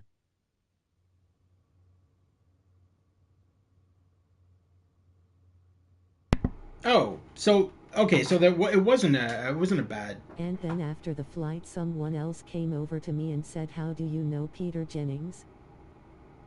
Well, there you go. I guess he was one of those nice, friendly Canadians. Yeah, no, I mean, it can happen where you'll find newscasters like that, but more often than not, they're... And then I suddenly realized it was him. He was the main anchor for ABC News for many years. Yeah, more often than not, they're pretty miserable. Fake story, I'm telling you, folks. This story, 125% fake, okay? That is the fakest story I've ever heard, alright? So, thank you, Stu, for the fake story. Going back to our game now, okay? Thank you.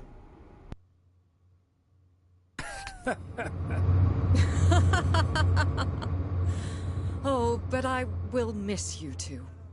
As Helen Keller once wrote, so long as the memory of certain beloved It wasn't fake, LOL. I shall say that... Oh no, I'm not actually being serious. I know. I believe you. I believe it's true. I'm surprised that they were nice to you, because generally most of those people in the media are pretty dickish to the general public. They generally look down on them.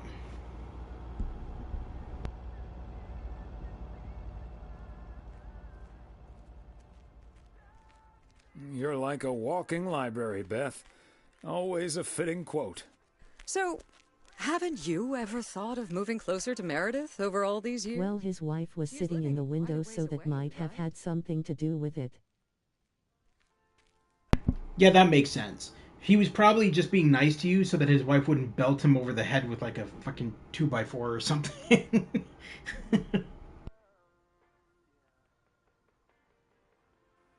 No. Even though I love my daughter like crazy, she never stops working. So moving out there wouldn't make much of a difference, I don't think. She's just like me, I guess. Can't sit still. She just takes bigger steps.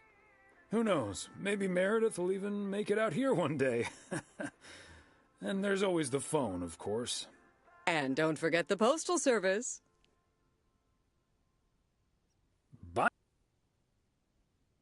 Well, I won't keep you any longer, Thomas. What? I need to sort through this new That entire delivery line was just missing. brought in. And believe you But- me, that's going to take me a while. That's a good quote. But it's like Shatner trying to get a word out. But.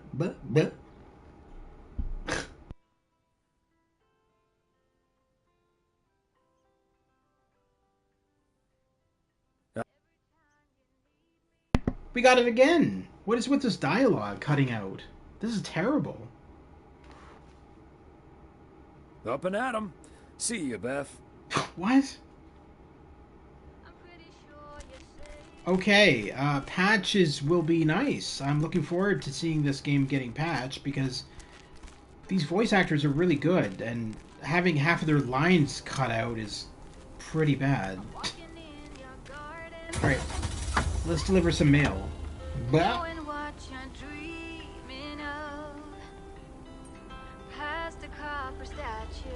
Alright.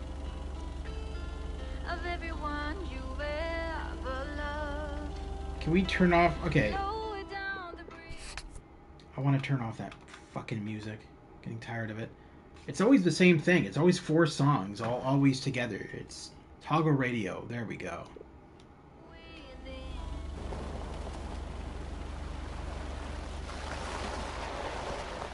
They mention why it's 4 songs in the main game, but basically the farmer who lives the outskirts of town, he's the one who is the radio DJ, and he's literally got only 4 CDs of music. That's why he only plays the same songs over and over. They mention it in the first game, in the main game.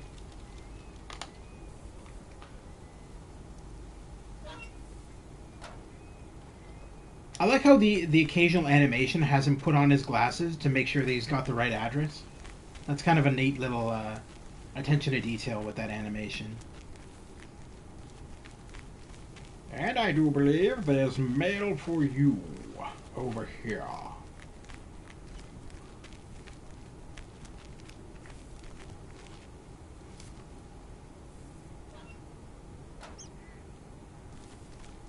Alright. And we're done in this area. We'll deliver all the rest of the mail. End the day. On the... I think this is, what, the 27th now we're on? Or maybe it's still the 26th. I think it's the 27th.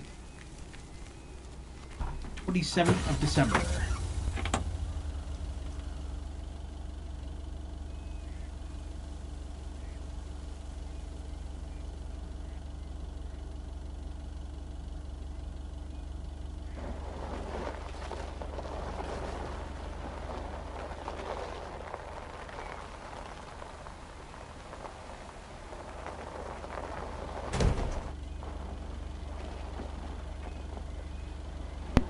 That is not the driveway. That is not the road. I don't know where I was turning there, but that was not where I wanted to turn. The hell? Yeah, the audio keeps cutting in and out. Like I'm noticing that the the sounds of the tires against the snow keeps cutting in and out. It seems like there's audio glitches going on here. Interesting. 105 East 4th Street. Oh, that is a really small present. What do you think that is? What do we think that is? That's, oh, can we read what's on it? Actually, this has a photo mode, doesn't it? I think. Does it? Maybe not. A phone if it was now. A phone if it was now? I'm trying to see if we can read what's on the package, the writing on it, but I don't think we can. Oh. Oh, it's all scribbles. Never mind. I was hoping that there would be actual writing. They must be out of town. They must be out of town. They must be out of town. For the hot.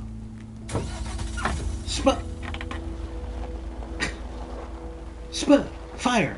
Photon. Door. Bit. Dose.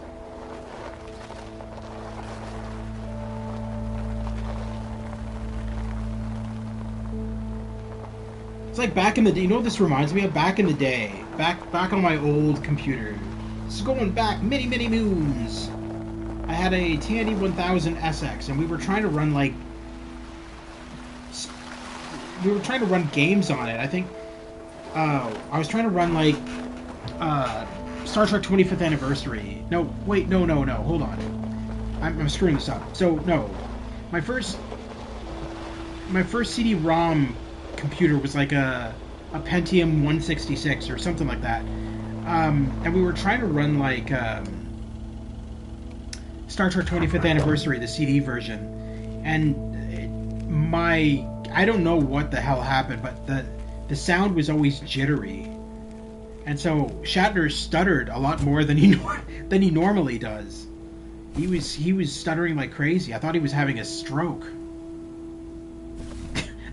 Okay, let's get this to He's destination. just sitting there. Fire, photon, torpedoes. It's like, what? What's going on with this man?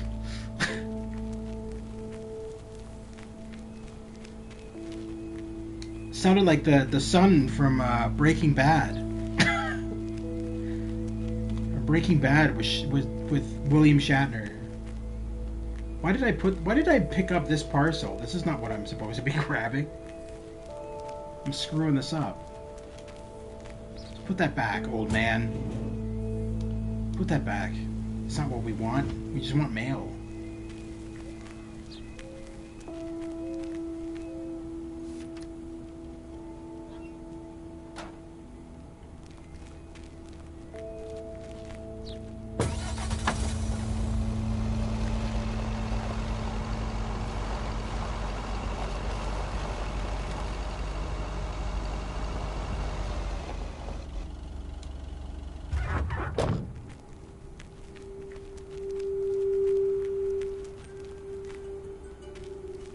What? Oh, wait. Oh, it's this mailbox. Yeah, it's this mailbox.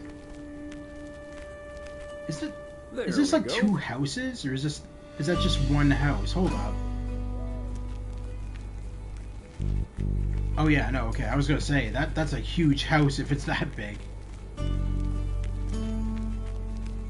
right, looks like the only things we have left are parcels. Let's look at the map for a sec. Which way can we go here? Oh, we got a lot.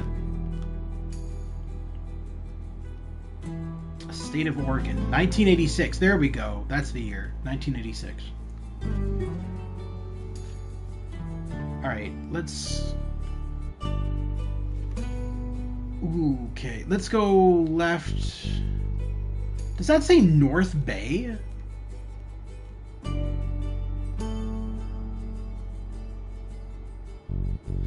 Interesting. There is a North Bay where I live. In Ontario. North Bay, Ontario.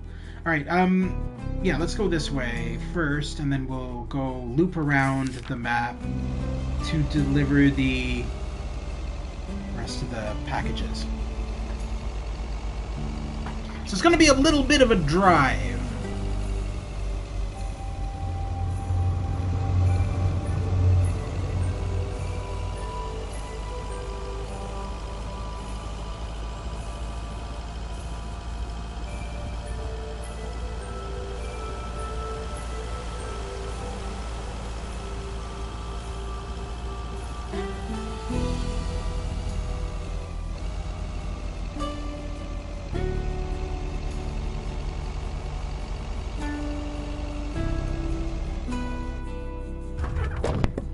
Oh, damn, sir. You win an award for the most beautiful decorated Christmas house.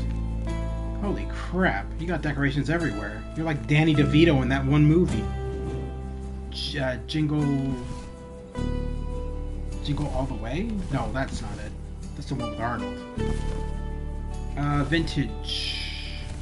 103 Vintage Street. Part and parcel.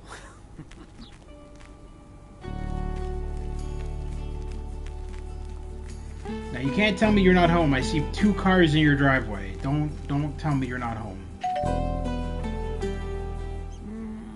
Nobody's home. That's bullshit. They're home. They're just yet another satisfied customer. They're just sitting in the living room in their underwear. That's what's going on. Or they think I'm a Christmas caroler. Oh my god, don't answer the door. It's a Christmas caroler. They're gonna sing songs. I don't want to hear songs.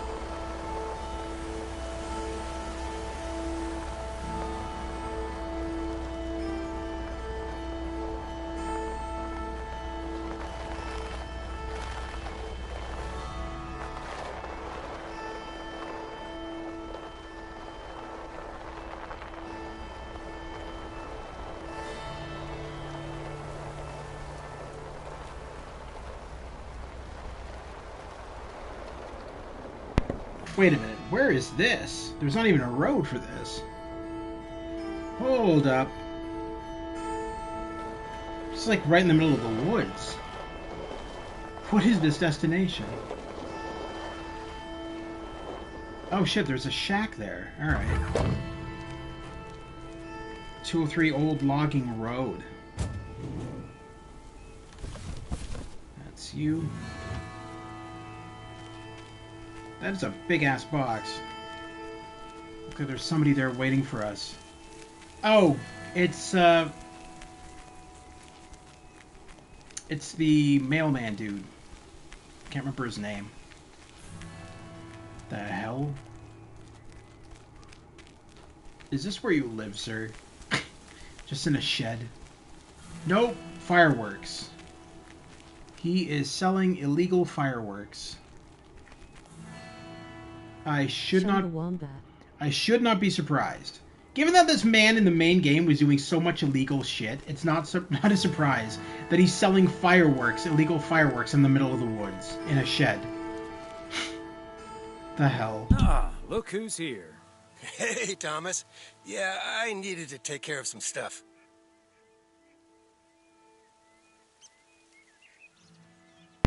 And we're still getting dialogue dropping in and out. What the hell's going on with this game, man? This is getting annoying.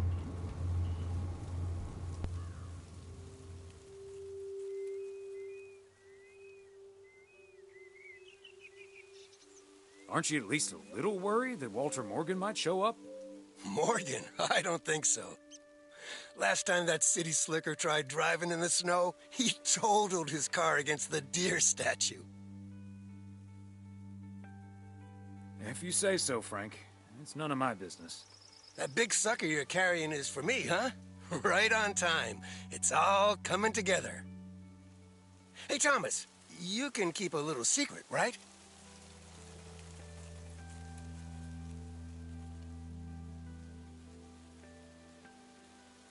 Not if it...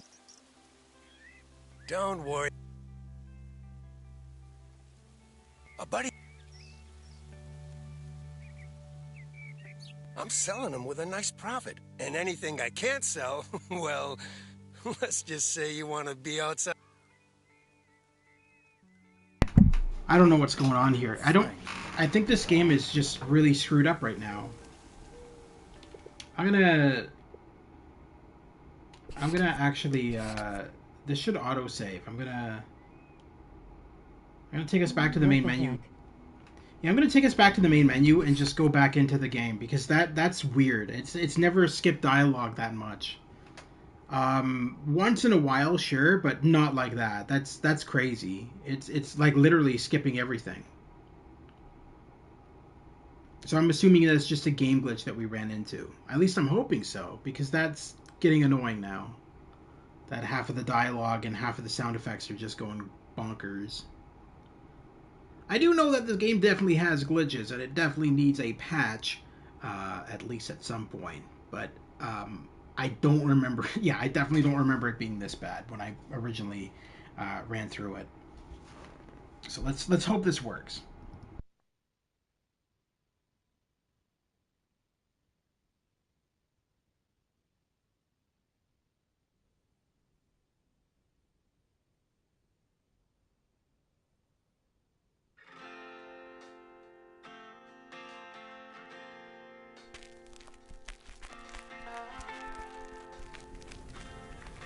Yeah, I found the original game glitchy as well. Fine overall, but it had some issues. Yeah, no, it's definitely far from perfect, but it wasn't that bad. It's like that was what was going on there was far from normal.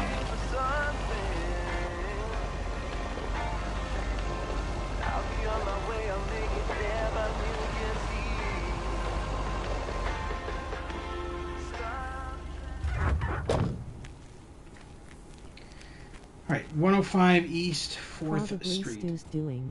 Exactly. When in doubt, blame it on Stu. Okay, let's get this to its destination.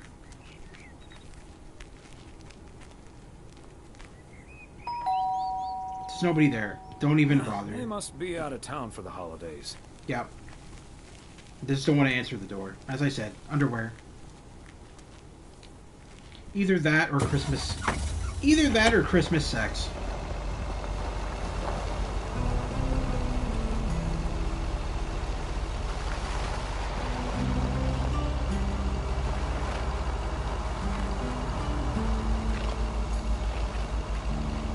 Yeah, see, the audio is working now. You remember before there was no sound effects when I was... Merry Christmas and happy holidays. Hey, Lester! How you doing, buddy? Merry Christmas, happy holidays, happy Christmas Eve.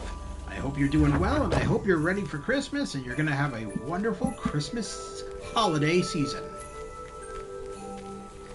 Going too far here. We need to go back a little bit.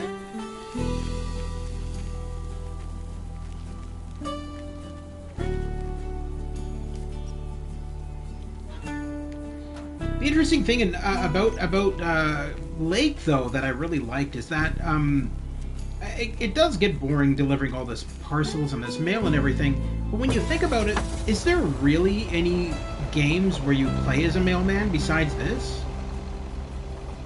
And I'm not talking about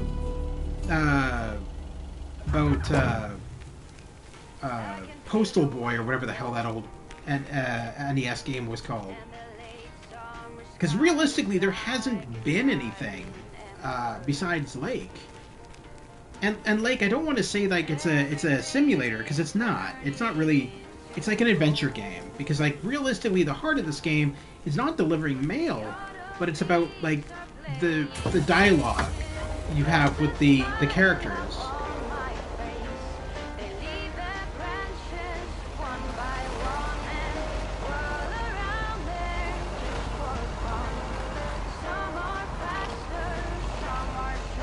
Why is it that... Okay, this is one thing I'm noticing too. I turn off the radio, but then every time I get back into the vehicle, it's on again.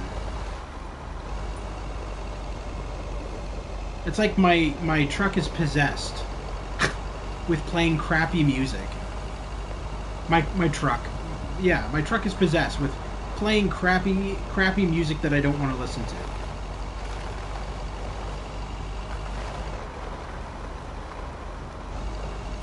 Where's our next destination here? Oh. Okay. Is So this an expansion to the previous postal delivery game you played? Yes. Where the protagonist was female? Yeah. So this is a free, repeat that. It's not a free DLC. This is a paid DLC. Not terribly expensive. I'd say about $10 to $15. Where it was just released not that long ago. You play as her father. So this is actually a prequel to the main game. We play as the father, and the daughter is away for Christmas. She couldn't come home for the holidays, and so you've missed a little bit here. You missed. We did Christmas Eve and Christmas Day, and now we're on day 27, I think.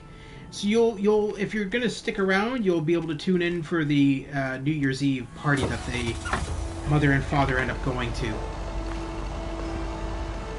Because I kind of want to stream this all in one go. I don't want to have this in multiple parts, because it's not a terribly long game, and it makes absolutely zero sense to split it into... The game is so zen-like. It makes absolutely no sense to split it into multiple parts when it's such a short game anyway. Satisfied customer. Unless it's bills. That is true. If it's bills, you're probably not... Yeah. And yeah, no, it is very zen-like. It's a very relaxing game. And I love Christmas-themed games. I'm a sucker for them. I like the bright-colored lights and the, all that kind of stuff. That's why I think one of my favorite Christmassy-themed games is Spider-Man Miles Morales. I really liked all the beautiful lights in New York City in that game.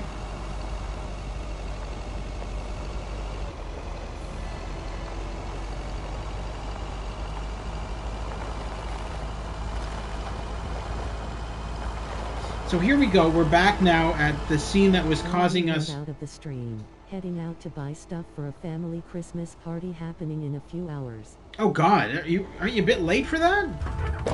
You're buying stuff now? Well, hopefully you find what you're looking for.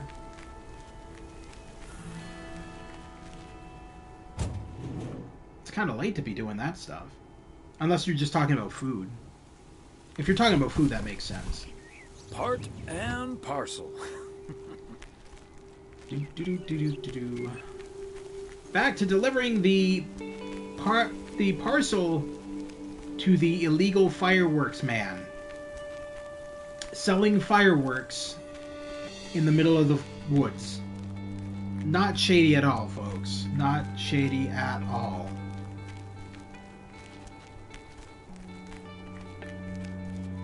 Let's make sure that the dialogue doesn't cut out here this time. Ah, look who's here. Hey, Thomas. Yeah, I needed to take care of some stuff. Hardly any customers at the post office anyway. Aren't you at least a little worried that Walter Morgan might show up? Morgan? I don't think so. Last time that city slicker tried driving in the snow, he totaled his car against the deer statue. If you say so, Frank. It's none of my business. That big sucker you're carrying is for me, huh? Right on time. It's all coming together. Hey, Thomas, you can keep a little secret, right? Not if it gets me into trouble, Frank. Don't worry about it. It's not a big deal in any case. A buddy of mine was able to get his hands on some premium quality fireworks. I'm selling them with a nice profit. And anything I can't sell, well, let's just say you want to be outside Moe's Diner when the clock strikes 12 on New Year's Eve. Frank, that sounds illegal and dangerous.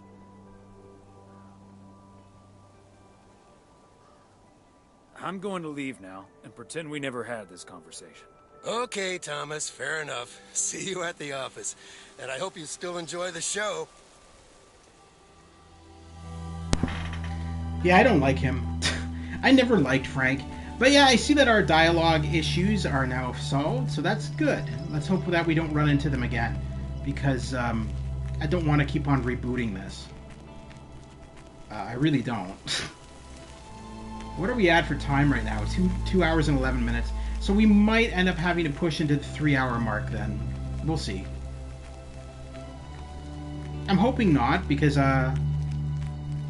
I did have plans tonight to hang out with some friends on PS5, but I do want to finish this regardless tonight. I do want this stream to. I do want this game to be in its entirety. The guy who was also into shady stuff in the other game. Yes, yeah, that was Frank. He was into like illegal betting, and he's doing this. He's doing that as well in this as well.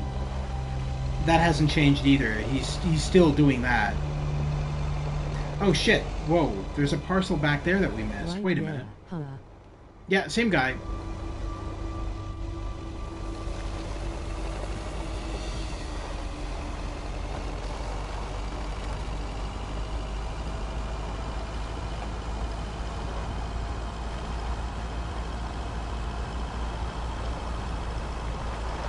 Oh, looks like this one's at Moe's Diner. Yeah. Yep. We haven't been here yet in this DLC. Good old Moe's Diner. With a working arcade cabinet. Just like in the main game. We're able to play a mini arcade game. 500 Lake Road, that's that. A belated Christmas gift? Maybe. Yeah, not for a diner, buddy. It's probably like stock or something. Okay, so we still need to check Spanner Dam for the mood shots. According to this, it offers damn fine views, so...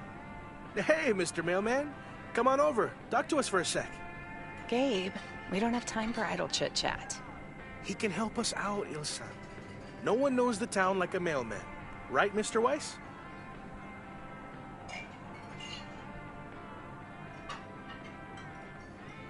Quite right. What do you need? Yeah, Gabe. What do you need? Well, we're scouting out this beautiful town of yours for our report on small town America. It's great, but we could use the inside track. So, any secret spots we're bound to miss, but shouldn't? Well... the watchtower up at Eagle Peak. You can take in the view among the treetops. But make sure you watch out for those creaky steps. Oh, hey, Maureen. Now, here's your coffee, folks. Sorry for the delay. Faucet's been acting up again, which should have been fixed yesterday. Oh, you want me to check on it, Miss Hennessy? Oh, now look at you. My knight in woolen armor. Would you, dear? I can take a look. Well, isn't that nice of you? Back of the kitchen, honey. Ashley, someone who does know what he's doing is coming in. Show him where the busted faucet is. And stay out of his way. Ashley's a sweetheart, but when it comes to fixing things, that boy is all thumbs. See, this is what the segment should be. Interacting with the townsfolk, helping out. I love it. Oh, such a nice fellow. Yeah, you're in good hands, Maureen. Gabriel may look and act like a naive little pup, but he can fix anything. Well, except for our van. But other than that... Oh, is that a fact? Well, in that case, I can think of a few more things he could fix around here, if you catch my drift. Maureen, there's a lady present. Let me just go check him out. Check on him, I mean. So, anyway.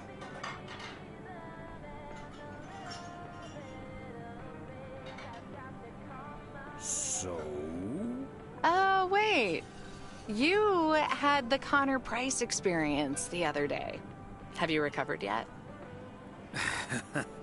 I actually encountered him outside the motel yesterday evening.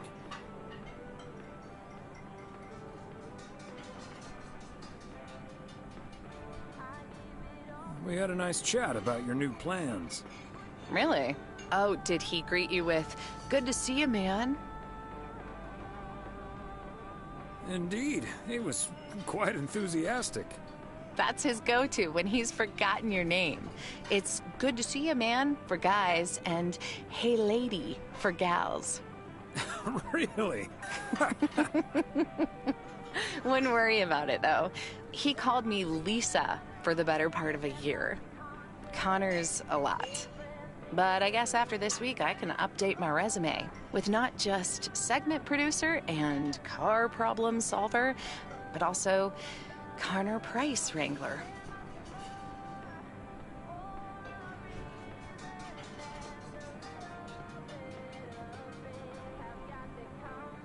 You know, you remind me of my daughter. Smart, tough, a little too hardworking. Oh? And does her cynical demeanor mask her deeply felt insecurities and profound loneliness, too? Kidding. Or am I? I'm not as tough as I look. Yes. Sometimes that whole Connor Price experience can get to me. At least Gabe's a welcome antidote, that big old puppy dog. He's as uncomplicated as Connor is complicated. Well now, sounds like someone is getting a little warm under the collar for our Gabriel. Just between you and me, honey, I have a hunch that feeling is more than mutual. Maureen, you shouldn't startle people like that. All I know is, I just spent 5 minutes with our knight in the kitchen, and during that time, he mentioned Ilsa about 12 times. Really? Well, Faucet's all better now, Mo. And we should be hitting the road right about now. Right. Thanks, Maureen. Nice talking to you, Thomas. Bye now, folks. Be sure to check in again soon, you hear? Huh, these TV folks sure know how to liven things up, don't they? Indeed, Maureen. You haven't even met the main event, Connor Price. Oh, that reminds me. You know about my little New Year's Eve shindig, right? I'm counting on you and Emily. We'll party like it's 1986. Because it will be.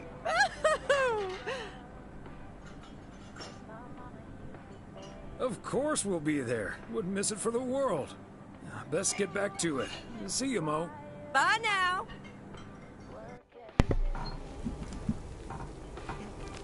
But yeah, no, I do appreciate this DLC. It's actually really nice. All the same characters that we met in the main game are obviously in this, minus the lead daughter, who we have one more parcel left. Okay, who is away. Not able to celebrate Christmas with her family. But thankfully she does have dialogue lines here and there when she occasionally calls the parents. So she's still in here too, albeit not as much as all the other characters.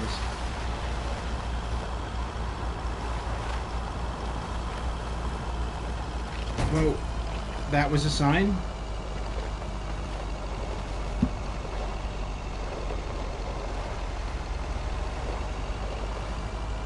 Alright, so we got 2 more parcels, it looks like. Oh no, 1 parcel and 1 mail. And it looks like the parcel... Oh no, no, it's not for the, It's not for the, mechanic shop. Looks like it's down here. Oh, it's this house, the one that we saw before. The beautifully decorated Christmas house.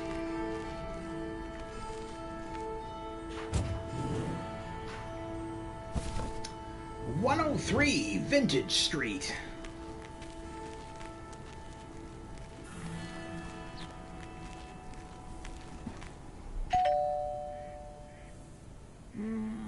Nobody's home.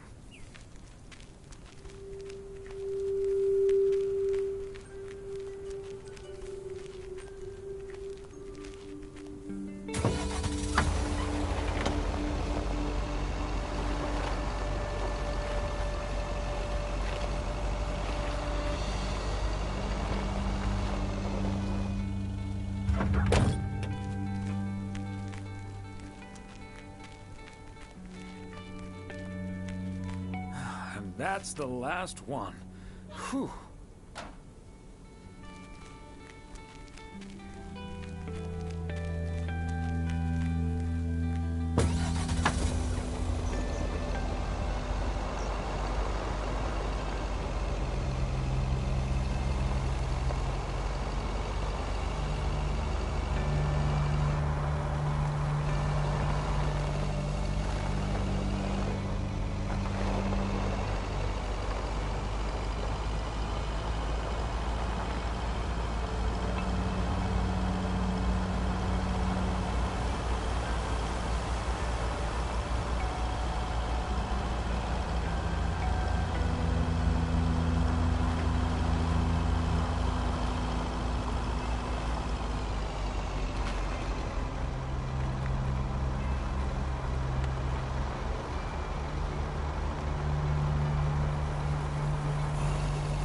Is the videotape store girl in this DLC? Oh yes. This takes place before the main events of the main game. So yeah, of course she is. This is like a prequel to the main story. It takes place about like a year before the main game. So yeah, she's around. Hello? Very good evening. Am I talking to Mrs. Emily Weiss? Yes, sir, that would be me. Ah, fantastic. It's a pleasure to talk to you. My name is Christian Carmichael, and I represent Fly into Florida. Oh, hi there. I have great news. So if you remember when we live streamed the main game a couple of months back, the mother and father were away, and Meredith, the daughter, was taking care of their home. They were away in Florida on vacation. This is where this part right here is where they find out that they won a trip to Florida. She gets a phone call here from this guy, and he says that they entered a contest and won a trip to Florida. So that's where she finds it. That's where this all comes down, is right at this scene here. And then, if you remember correctly, in the main game, what happens is Meredith comes, and she's a computer programmer. She comes, she's like, okay, whatever, I'll take care of your house. I'll do your mail job for you while your guys are on vacation. Then halfway through that game, the parents decide, no, we're actually gonna move to Florida. We've already moved here, basically, and the house is now yours. And so she decides you have the option of selling the house or moving into the house and continuing your father's mail job. And obviously the right choice to pick in the main game is to move into the house and take over your father's mail job. Or, you have the alternate option of selling the house and moving back to the city and continuing working as a computer programmer. Realistically, the game wants you to move to the house and become a post office worker. So that's the route I always did. News for you, Mrs. Weiss. It's been a while, but do you perhaps remember entering into our Fly into Florida sweepstakes? Now that you mention it, I think so. Yeah. Was that the one on the back of the juice carton? That's the one. And I am more than happy to tell you that you are the winner of the grand prize. The grand prize? Wow, fantastic. I'm afraid I've forgotten what it was. Could you refresh my memory a little bit? No problem, Mrs. Weiss. You have won a 2-week trip to Florida for 2. Wow, Florida? Really? I won? I have never won anything in my life. Hold on, I need to tell my husband. Honey, we won! I'm talking to a gentleman from Fly into Florida. And he says we've won a 2-week holiday for 2. Tell him he's dreaming. It's probably a timeshare scam. What? No, that can't be. I did enter that contest. Hold on. My husband is unsure if this is really true. I mean, you do hear a lot about phone scams these days. We'll do our absolute best to take away all your concerns. You've got plenty of time to let it all sink in. Next, we'll be sending you an extra special envelope. It will contain a confirmation letter, airline tickets, hotel tickets, and I totally forgot to say this earlier, A $500 check covering any additional expenses. Wow. I can't believe this is happening. Well, it most definitely is, Mrs. Weiss. And we'll be making sure you both have the time of your life. There's one thing I must stress. The dates can't be altered. So if you have plans for the first 2 weeks of September, this would be a great moment to change them. And I hope this answers all of your questions for now. Congratulations on winning. And we look forward to seeing you fly into Florida. Thank you. Bye. I think I need to sit down for a moment. Florida. Oh, that's Robert. Sorry, honey. I can't celebrate with you right now. But I'll make it up to you tomorrow night at Moe's. I will hold you to that.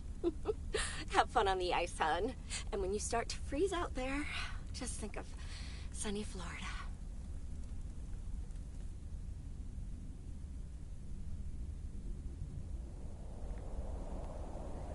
Ooh, boy. Drilling a hole, getting that fire pit going. Ice fishing's a lot of work. And it's cold, but we're fishing all right.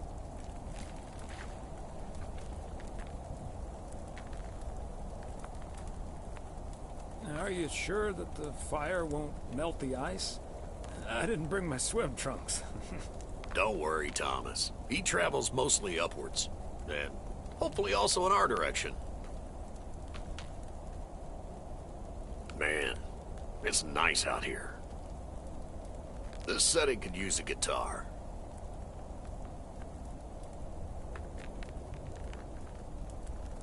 Wouldn't that scare the fish away? Especially if you start singing. Thank you, Thomas. Your honest feedback is much appreciated. Hey, what was Emily going on about when I picked you up? You guys are going to Florida? Yeah. Apparently, we won a 2-week trip. Wow, congrats. Not that Florida's my cup of tea, if I'm honest.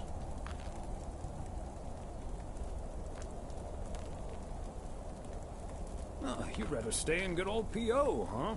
Yep. I'm perfectly happy with what I've got right here. And you're probably perfectly right, Robert. Yeah, I'm not always perfectly sure about that. Could be that I'm a little stuck in my ways. But at least I'm not desperately looking for the one, you know?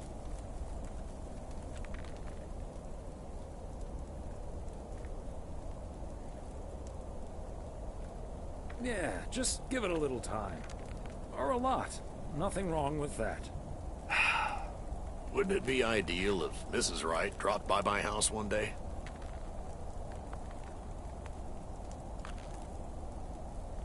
Wouldn't it also be ideal if we caught the winning lottery ticket from this here frozen lake? Let's drink to that. Would be a shame if Emily filled that flask of yours for nothing.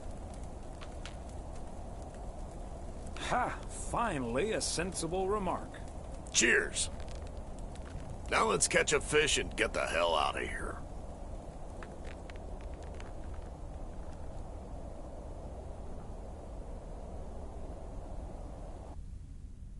I kind of find it a bit odd that he went to the ice fishing in his post office outfit.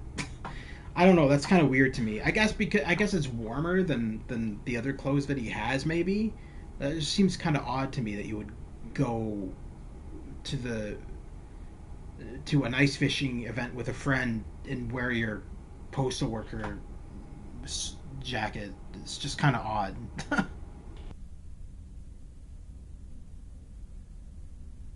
As long as it doesn't get me into trouble, Frank. Listen, I just got a heads up from one of my buddies at HQ. He said Walter Morgan left for P.O. with tires screeching. I need to lay low for a while. If you see him, you haven't seen me, okay? Frank, I'm not sure about this. Holy crap! Morgan's on the premises! I'm not here. Good morning, Mr. Weiss.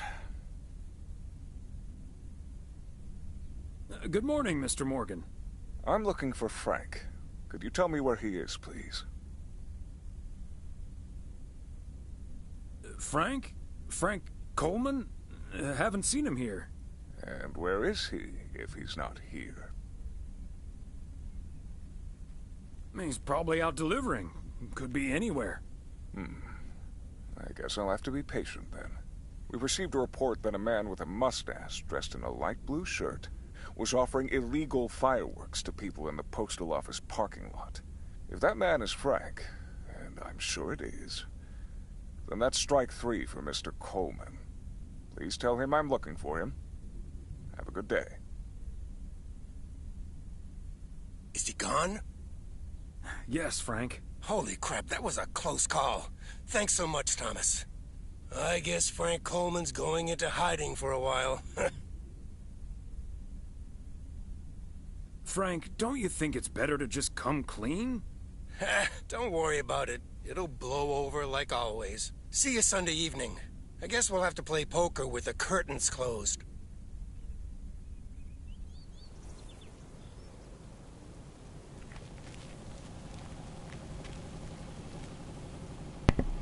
The irony is, in the main game, Frank Morgan was after him too. Frank Morgan seems to have it in for Jack, I've been watching that TV series. Walter Morgan, whatever the hell his name is. I thought it was Frank Morgan. I guess it's Walter Morgan. Either way, he's got it in for Frank.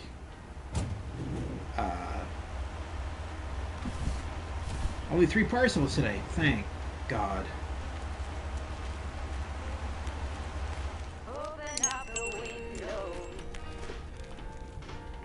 Ah, there you are. Could you bring this box over to the diner? And if they ask, there's no discount. I'm sorry, but no. Parcels need to go through the post office first. Oh well, then don't. I couldn't care less about that party. And it's not my problem either. They can come and get it if they want it.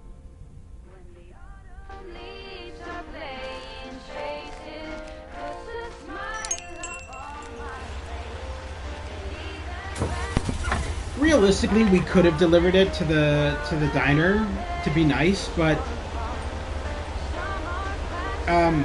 it's not how postal services work. You can't just... You'd have to go through the proper channels.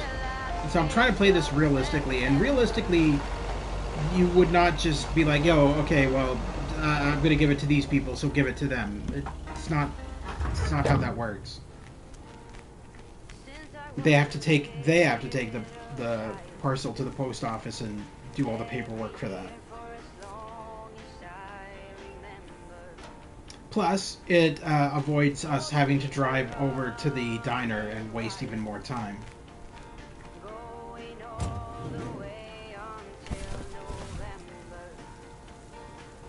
What? 300 Lake Road. Hold up. Oh, Heron Circle, alright.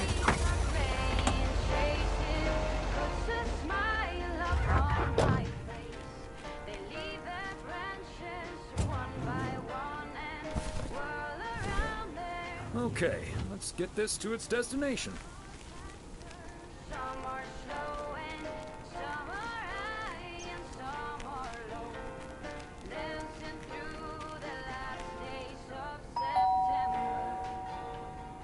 They must be out of town for the holidays.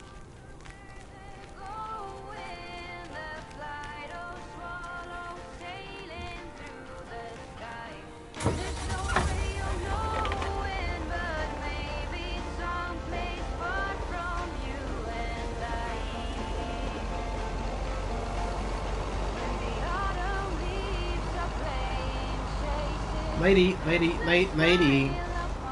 Jesus.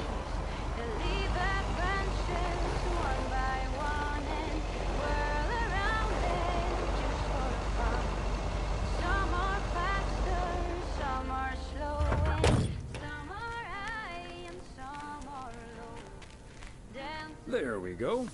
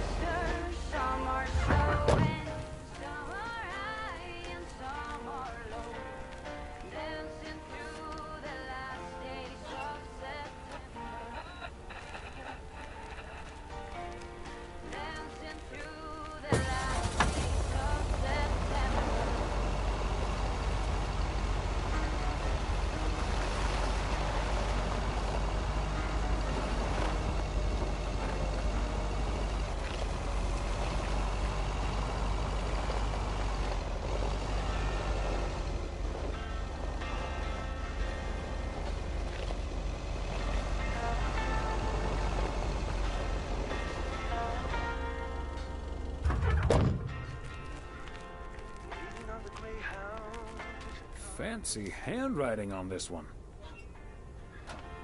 I've got all my bags packed up, ready to leave. Everybody here's waiting for something. I'll be on my way, I'll make it there by New Year's Eve. Stop dragging your heart around, baby. Stop letting the chances slip you by. Stop saying another day, maybe. When you're all done, goodbye. Got myself a job plan in Chicago.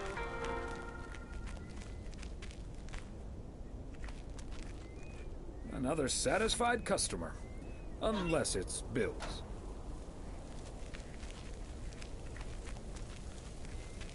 All right, and that's it for that. I think we have one more parcel to deliver, and it's probably going to the mechanic, by the looks of it. I might be wrong, but I think that's going to the mechanic. Oh yeah, it is. Yeah.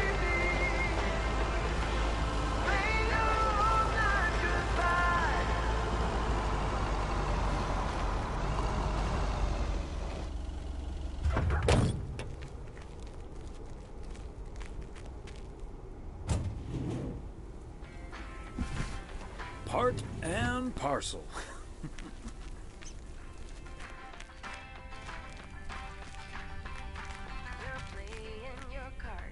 Yet another heavy package for you, Ben. Let me take that off your hands, Thomas. You know I feel guilty enough as it is. Having you lug around those car parts week in and week out. That's the job, Ben. Neither snow nor rain nor heavy packages. Stay these couriers from the swift completion of their appointed rounds. I'm serious, though. If you don't mind me saying, you're getting up there. Ever think of hanging up the old coat and bag? That's kind of rude. You're getting old, sir. You need to go into a senior's home. Ever think about stopping being a postal worker and just checking yourself into a senior's home? Ever had any plans to do that?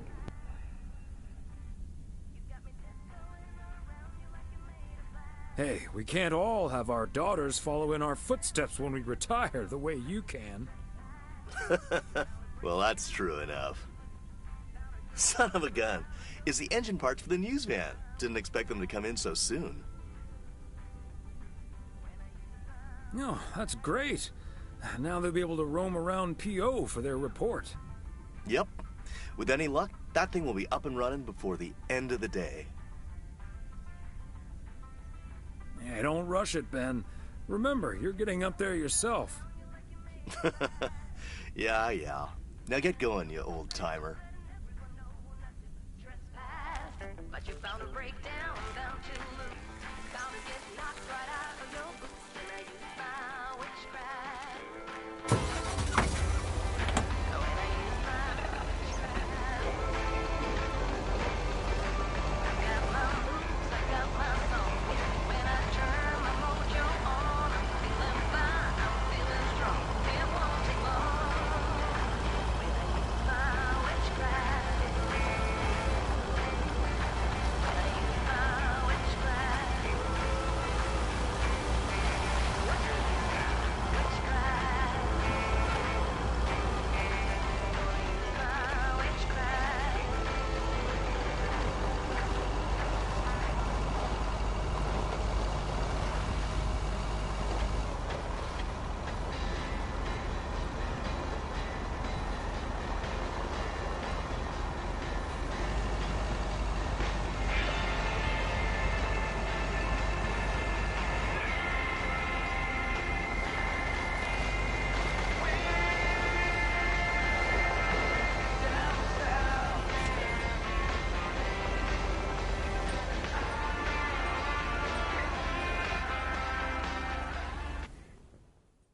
Hello, Thomas. Beth, what on earth are you doing out here? It's freezing. So it is. I just saw you pull up and I have a request, so I thought I'd quickly pop out here. What's so important that you came out here in the cold? It's just one small thing, I promise, and, well, I suppose you can see what it is. A first gift to the little one, you see, since Christmas in Georgia fell through. It just needs an address and I'm not sure where to put it. Could I leave this with you so you could make sure it gets where it needs to go? I have the information right here on an old envelope. It's the return address in the top corner.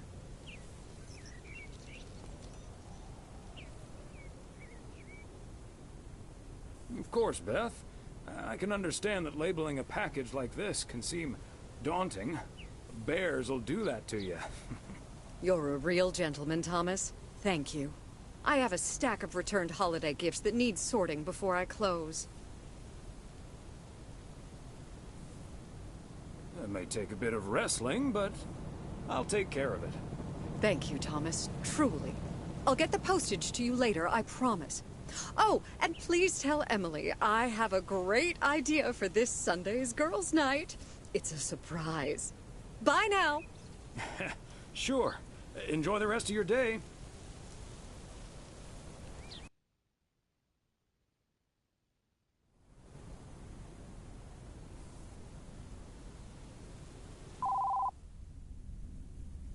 Hello? Hi, Meredith. It's us. Your dad is standing right next to me. Hiya. Hi. Shouldn't you two be at Moe's right now? Yeah, we're about to jump in the car, but we wanted to share some exciting news with you. Oh, first things first, though. How was your Christmas? Well, I worked. And Tess and I made a Christmas meal you probably won't ever find in a cookbook. But we had a lovely evening. Thanks, Mom. Can I get the exciting news now, please? Okay, so your dad and I will fly into Florida this September. I won a sweepstakes. Get out of here. Wow, that's so awesome, Mom. Florida in September. Beats the PO weather, huh? Oh, sure does. Dad, are you excited as well?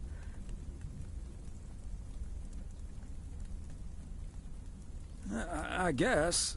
Not sure if Florida is my cup of tea. Or are you just worried about flying there? Last time you came to visit, it took a few hours for that green tinge to leave your face. Oh, Meredith, don't make it worse than it was. Fine. Maybe he just boozed too much on the plane. Have you checked if the flight includes free cocktails? Best bring your flask, Dad, just in case.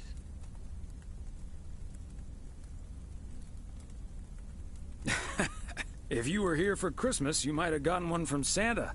Oh, well. I may not have been there, but at least my boss called to interrupt your dinner. Sorry about that, by the way. Rest assured he was appropriately ashamed. We all make mistakes, Meredith. Some of us just more than others. I can't disagree there. Oh, hey, you two shouldn't keep Maureen waiting. You're right about that. Your dad will go and get the car warmed up, right, honey? That's my cue. Bye, Em. Take care. Bye. Have fun tonight.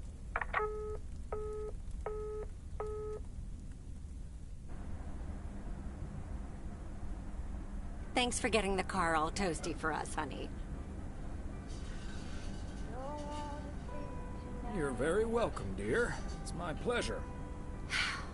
We've been doing this for decades now.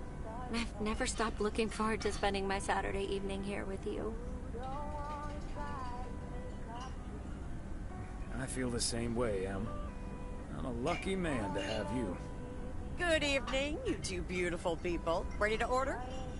Or should I just write down pancakes for lovely Emily and a T-bone steak for Big Thomas here? Oh, Maureen, your intuition never ceases to amaze me. It sure is pancake time for me again.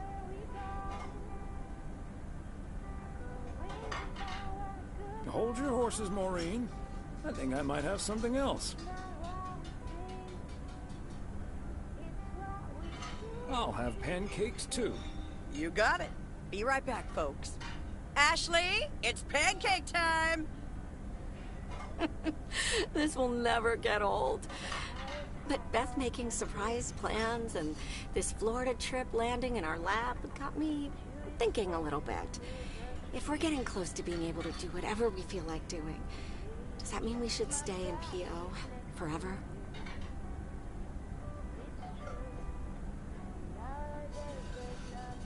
Yeah, of course. I can't imagine living anywhere else. It's also very hard for me to imagine. But it snuck into my mind, and it doesn't seem to be sneaking out. And it's not like your arthritis will stop acting up in weather like this. Let's talk about it some other time, honey. We've got months and months to think it over. Oh, wasn't it nice the way Meredith reacted to the news? Although I'm sure she's a little envious.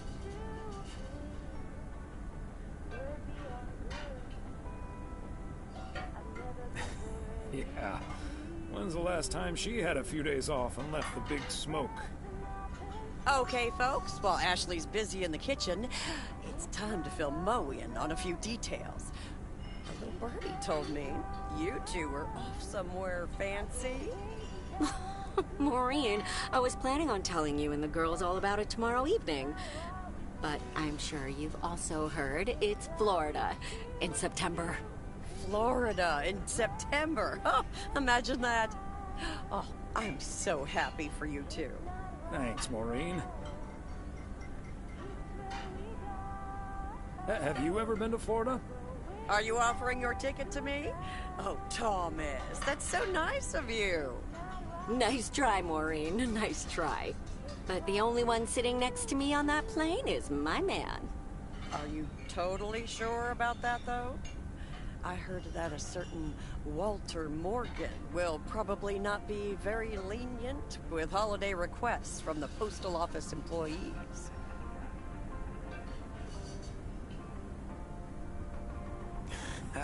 Morgan. His bark is always worse than his bite. If Walter Morgan gets in the way of that, I'll get in his way. I don't think I'm supposed to actually run away, but sure, all right. Oh, that means dinner's almost ready. Be right back, folks. See, things like this, they bother me sometimes.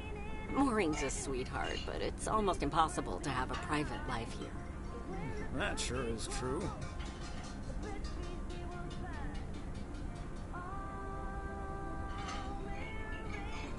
But you take the good with the bad, and the bad with the good. I kind of like knowing everyone. I guess you're right about that. Maybe it's the stress of those 60-hour work weeks talking. Oh, Maureen's heading this way again. Let's just enjoy our lovely dinner together, shall we? We shall. Have I already told you that you look wonderful tonight? Look alive, folks. 2 plates of the good stuff.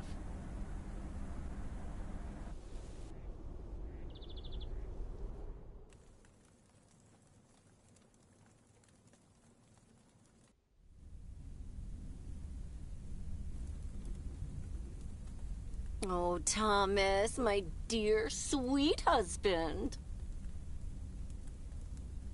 The one and only. No autographs. Oh, the sweetest man alive. Always prepared to help out anyone who asks for a favor, even on his Sunday off. Okay, Em. What needs doing? The motel called, and, well, the TV crew would very much like to rent some movies from the Flick Shack today. But I couldn't just let poor little Angie ferry them over in this weather, so... So you're driving over there yourself? I would, but, well, you're the ferry things over expert of the family, and you know how I hate to drive in the snow. Pretty please, dear. Doesn't sound like I have much choice in the matter. Let me get my coat. Oh, thank you so much, darling. Tell you what, I'll make some extra tasty snacks for your poker night tonight. How's that? It's a deal. Thomas Weiss Alright. says I live and breathe. What in tarnation they're are you forcing doing us to out and deliver about in the mail truck on a Sunday? videos to these idiot reporters. This is annoying.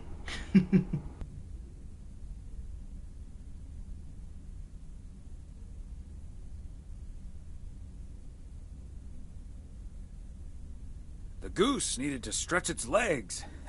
Or wings. The goose is the mail truck, by the way. Lori Young named it that. No, but seriously, you've come to pick up some movies for the KNW6 crew, right? Oh, what gave it away? Your wife called ahead. Happy to do it for Emily. And for you. And for the TV crew. Parts of it, anyway. But first things first. So, what's the hot gossip on these out-of-towners? Well... There's Gabriel Serrano. He's the sound guy.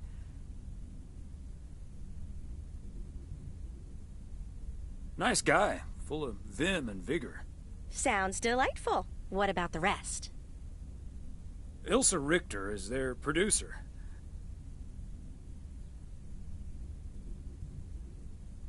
Competent, sarcastic.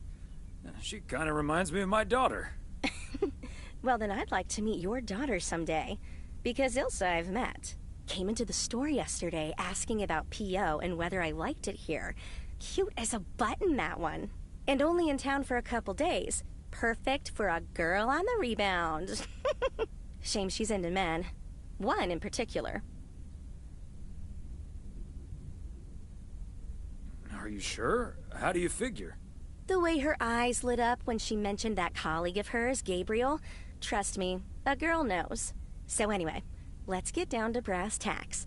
According to Emily, our intrepid reporters have 2 rooms equipped with VCRs between them. One for Connor Price, KNW6, and one for Ilsa Richter. Great. I know what we should get for Connor. Got any motivational tapes on how to win friends and influence people? Great idea. But Connor's already made his pick. Octopussy. It says it's James Bond's all-time high. I guess they forgot about that time he went to the moon. Fine by me. And what did Ilsa choose? That's where we come in. See, she wants us to pick the movie she'll be watching with her colleague, Gabriel. Thomas, she wants us to pick the movie she'll be watching with Gabriel. We can play matchmaker by picking something romantic. Got it. Exactly. Guide Cupid's arrows, so to speak. After all, 'tis the season. For a little post-Christmas magic? Maybe. You and Emily are regular customers, so you know what I have available. So, which film will it be? It's totally Scarface. I mean, what says I'm in love with you Showgirls. than Scarface? Scarface. Well, Showgirls isn't an option. We got Scarface, Trading Places, and Love Story. It's obviously Scarface. What says I love you more than somebody being chainsawed apart in a bathroom? Yeah, that sounds about right. Let's do Scarface. What about Scarface? I know I enjoyed that one. 'Tis the season for Christmas games and seasonal depression, and Scarface face with tears of joy. Exactly! Max got it! Scarface. The best movie for dating. Yes.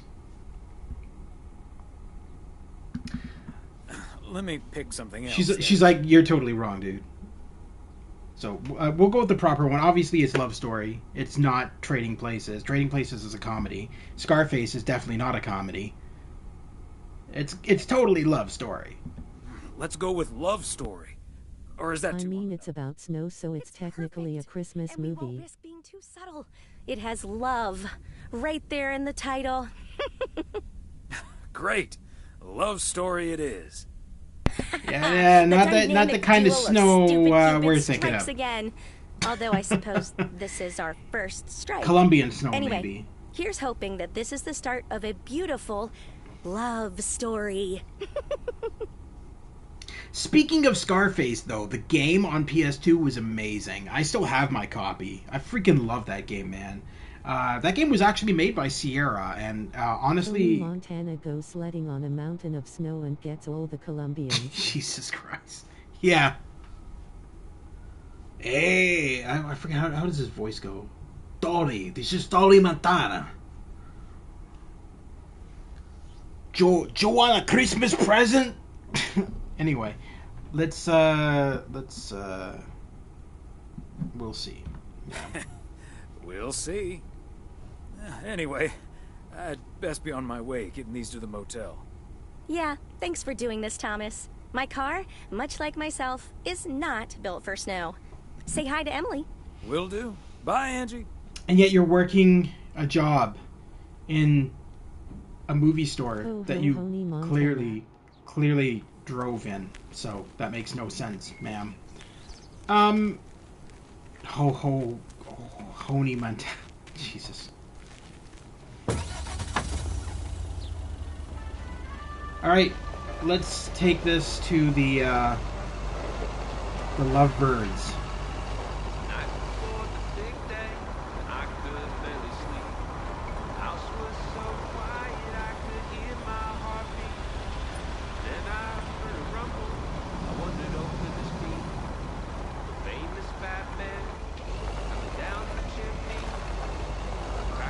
The assassin at the end really rang his sleigh bells.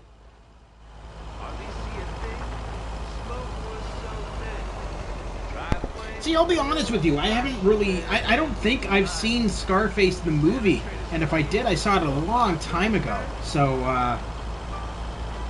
yeah. I don't really remember it all that much. I've obviously I've played the game. And the game was not really... I mean, it was not really based on the movie, right? The game was like its own thing. It was like a kind of a what-if game. But it was really good, and I thought Andre Sigluzio did a great job of sounding like Tony Montana in the Sierra game on PS2.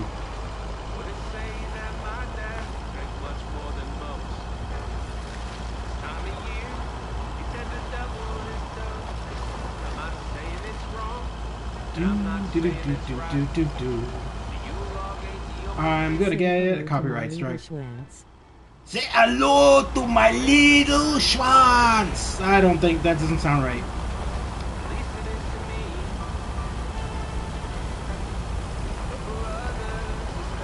Nothing sounds more like Christmas than they get the cocaine. Cocaine! The game pulls a 180 at the beginning, so instead of Tony getting blasted, he turns around and offs the assassin and has to go into hiding. Yeah, no, I know. It's and that was done deliberately. They were saying that they wanted to make a game. Sierra wanted to make a game where it was like kind of like a what if scenario. What if this happened instead of this? And where would the game go? Or where would the story go, I should say. So yeah, no, it's that's why I liked it. It was really cool. Special delivery. Face with tears of joy, face with tears of joy, face with tears of joy. Movies from the Flick Shack. Right. Well, great news. You get to play Belated Santa yourself. Room 6 for Richter. Thank you. You're welcome. Kind of a slap in the face, DBH, because the ending of Scarface is the most definitive and somber endings in all of cinema, but I get they cool.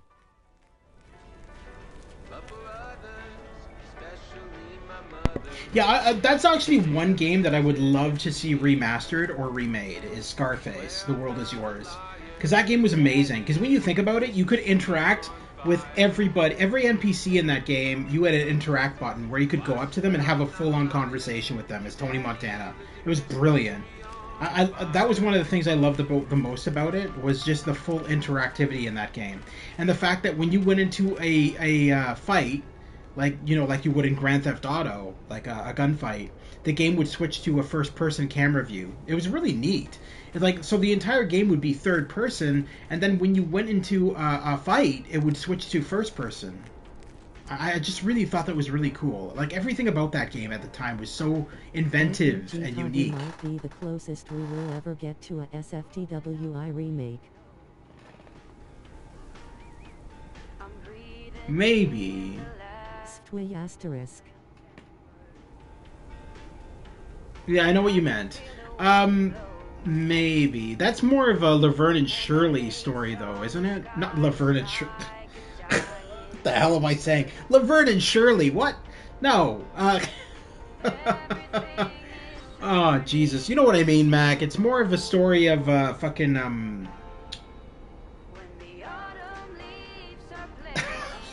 and Shirley.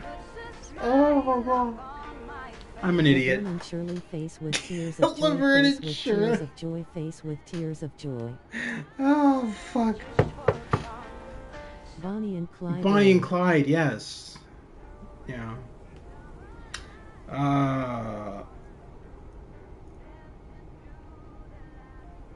Connor Price, Wrangler? Yeah, I want to do Movie that. delivery for Connor Price, Wrangler, Ilsa Richter. Laverne and Shirley. Yes. I'm losing it. Excuse me, Mr. Price. I thought this was... GTV starring Mork and Mindy. Yeah. But think nothing of it, my guy. Ooh, you got me my Bond movie. That'd be so funny. You just get your mission objectives from Robin Williams. Oh, I need you to go and do this for me. Please do it now. I can't do Robin Williams' voice. I've never been able to. So. Of course, this idiot is in room 6. Yeah, just like his badge thing, ugly badge thing.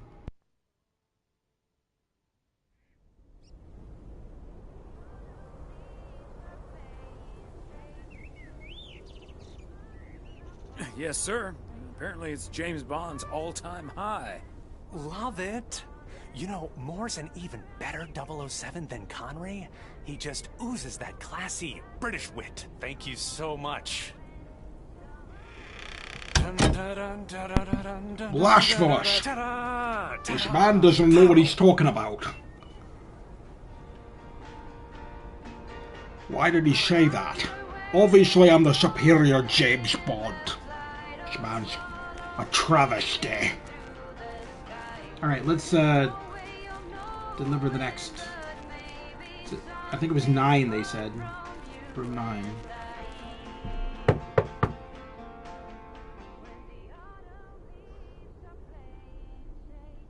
A movie delivery for Ilsa Richter. Yay. Good to see you, Thomas. So, what movie did you and Angie pick for me and Gabe? Here you go. Love story. Haven't seen this one. Bondage. What's it about? James Bondage.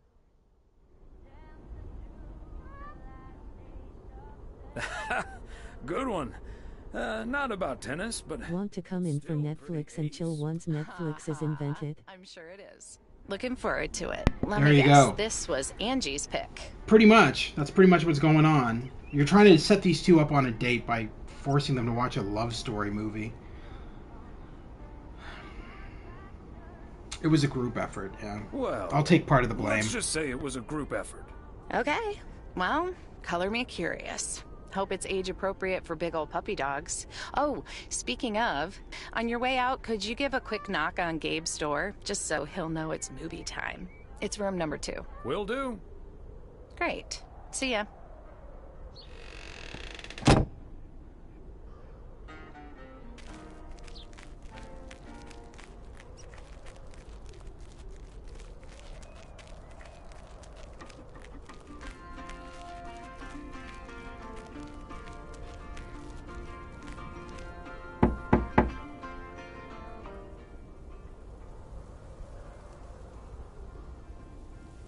It's movie time, Gabe.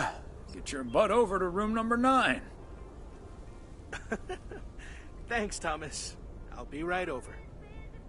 My work here is done.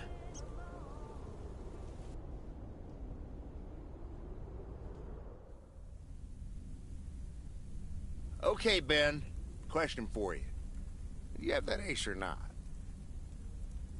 You don't have to say yes or no. Just say anything. All I need to hear is one word from you to know if you're bluffing. Nothing? Not even a twitch or a blink? All right, I'll do the talking. I'm all in. Call. And he just instantly calls me. Great. I don't even need to see your hand. Well played, sir. Thanks, Jack. You got unlucky there. I don't know. I just don't have the patience for poker. You know, reading a poker book ain't gonna change that. Hey, Thomas? Why are the curtains closed, by the way? Last time I checked, home games are legal. It's probably better if Frank answers that question. I sure can. Walter Morgan's on my tail. Someone snitched on me, and now I need to lay low until I have a good enough alibi. Morgan again? What'd you do, Frank? I hope you didn't put ladies' underwear in his briefcase again. And please tell me you stopped putting dead rats in his exhaust. The classics. No, I didn't prank him at all this time. He's just out to get me. All I did was sell fireworks to someone. He said something about that being my third strike. I might actually lose my job, fellas. Hold on. You didn't just sell fireworks to someone, you sold illegal fireworks. You, like, literally are... As the post office worker, you're, like, literally selling illegal fireworks to youth. Like, I mean, come on. What are you expecting to happen here? You're an idiot. Just like you were in the main lake game. You were, like, doing illegal betting. You're a nutcase. That's what you... I'm surprised this guy hasn't been arrested yet. Don't you think he's bluffing, Frank? I'm afraid not, Thomas. I'm not gonna call his bluff in any case. I just need a plan. I'm guessing they don't have any photographic evidence. Pictures of you selling these fireworks? Just that there's a guy fitting my description. What are you getting at? I might have a little plan. But let's first play a few more hands. I'm down almost $30. One sec, Jack. Frank, I'm curious. We know Walter Morgan has a few reasons to dislike you, but why do you dislike him? I could tell you why, but it's not a pretty tale. And it better not leave this room, kitchen. Sure, Frank. My lips are sealed, for once.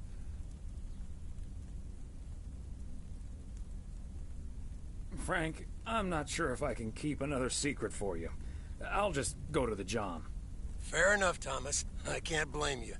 All right, so this one time back in the summer of '69, it was before I started working in PO. There were a couple of pesky stray dogs wandering around HQ. I say pesky, but they never really hurt anyone. Just got a little excited if you walked past them eating a sandwich or whatever. Can't blame them, huh? They were hungry, even though I fed them every now and then. Morgan found out, of course, and after one complaint too many, he took matters into his own hands, or should I say, feet. He lured a couple of them behind his car, and before I knew what was going on, it was too late. I heard a loud and gut-wrenching howl. I saw two dogs run away, and Smokey, my favorite one, limped after them. It's the last time I ever saw those sweet dogs. Then Walter Morgan looked me straight in the eye with a smug grin on his face, and he said, "This is how you do a proper job, Frank." I can still see that grin when I close my eyes. Okay, that does it. Walter Morgan is now on my eternal shit list, and I'll make sure the rest of PO knows about it. What a despicable human being. I can't believe he did that. Well, he didn't. I was joking, of course. I don't really have a good reason for disliking Walter Morgan. That boring old pencil pusher just rubs me the wrong way. Damn it, Frank, you had us good. Did I miss something? It You was sure did, stupid. but I'll The entire tell you story about was it another dumb. time. Okay, folks. Ante up. Here we go again.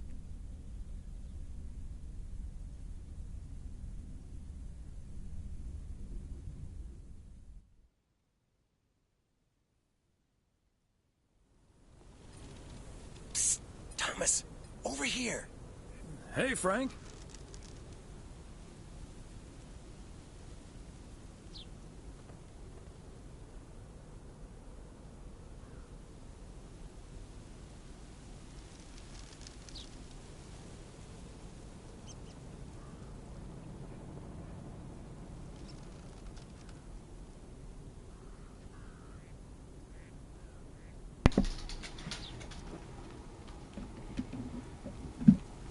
Thanks for filling up the dumpster. Thanks for filling up the Yeah. dumpster. I wish that was all I was doing here. I'm trying to stay out of sight. Looks like Morgan will be at the post office all day. Listen up. Jack and I cooked up a little plan. I'm sure Morgan will be gone soon. But I gotta get out of here now.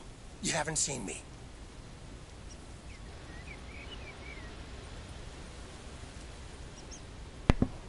So the game's almost over now. I think, if I remember correctly, we go until January 1st. So yeah, we should... I'm hoping that we'll have this game done before the 4 hours. Time for the Monday morning, P.O. I didn't want to do this in multiple parts, because it's not a terribly long DLC. Positive or that P. Hi, Jack. But I also, W6 you know, wanted... Yeah, I also wanted to do it all in one go. Yesterday with Connor Bryce. As a big fan, I just had to ask him for an autograph. He asked me for my name, but he kept calling me Linda. Even after I corrected him twice. Isn't that just rude? Well, that's a bit rude indeed, Linda. I mean, Lucinda, of course. Sorry about that. The weather prediction for today, bright but chilly. Enjoy your day and the music. West 3rd Street, by the looks of it. Only 2 parcels today, that's nice. Open up the window. I'm breathing in the last of September. Nobody's home. And the late summer sky is like a dying ember. Alright, so, finished delivering all this mail. And, I think we will be going to our New Year's celebration this evening, I think. Which will put us at the ending of the game, basically.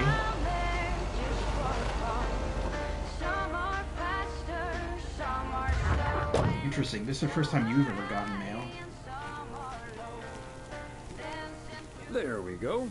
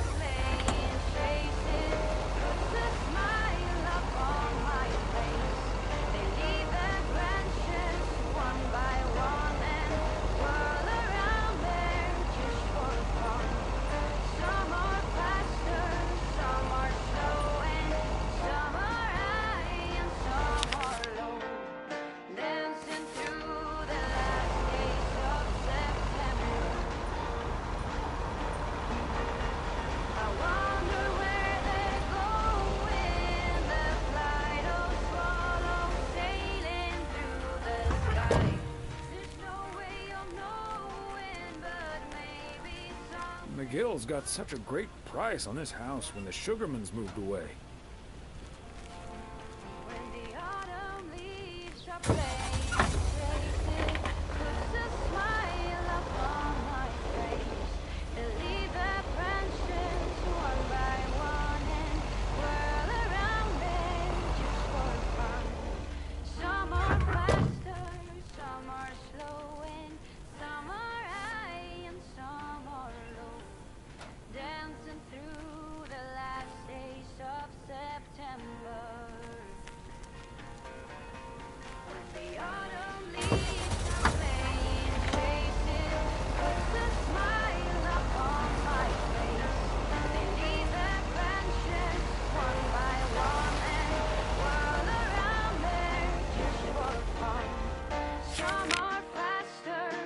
Let's see here. So got two.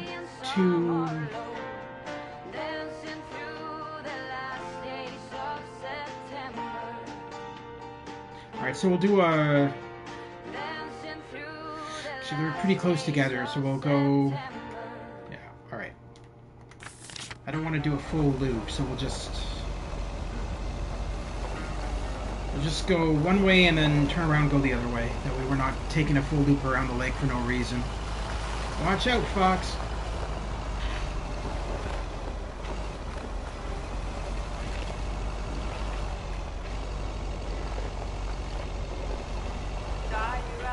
Bert's out of town for the holidays, but he did ask me to keep an eye on his place.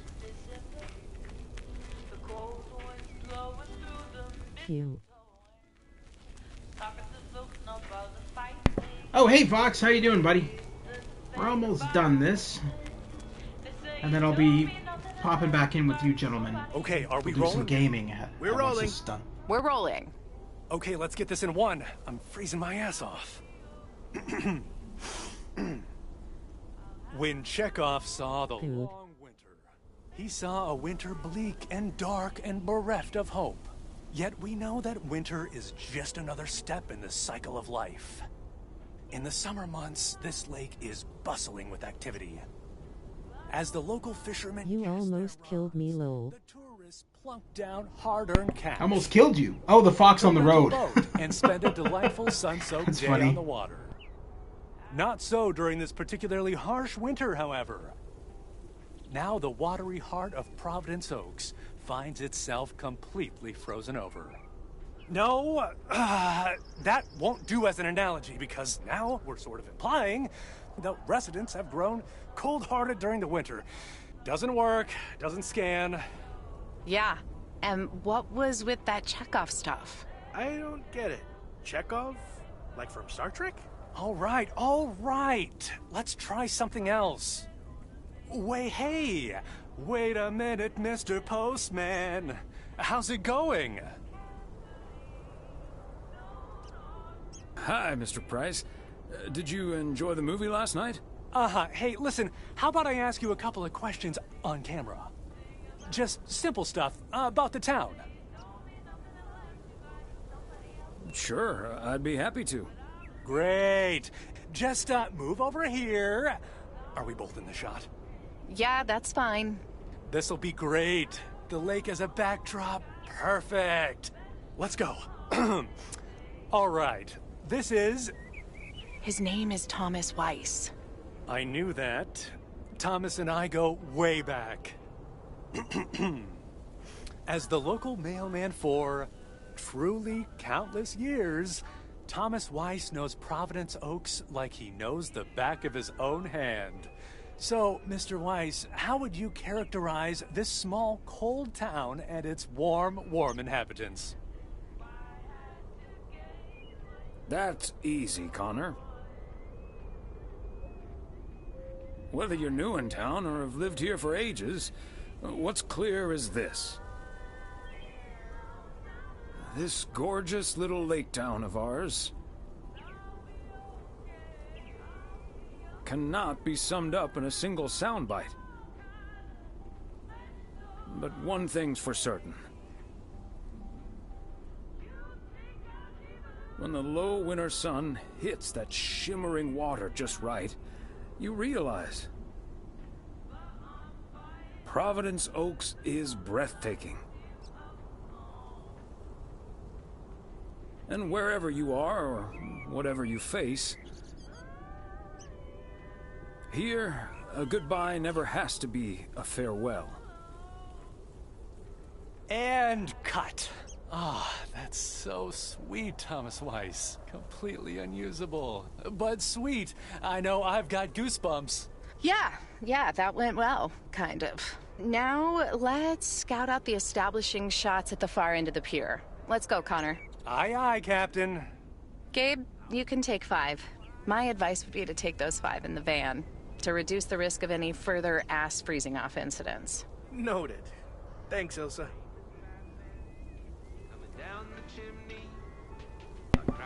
Oh god, that newscaster dude is an idiot. He's so annoying.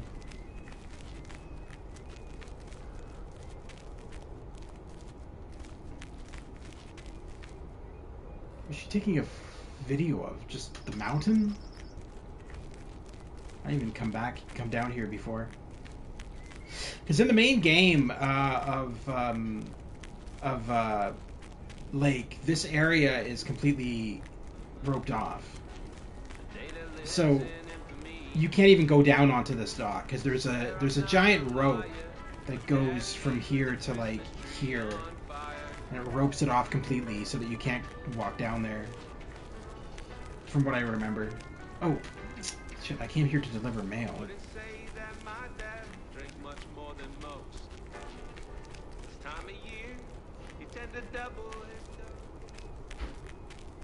Alright, there we go.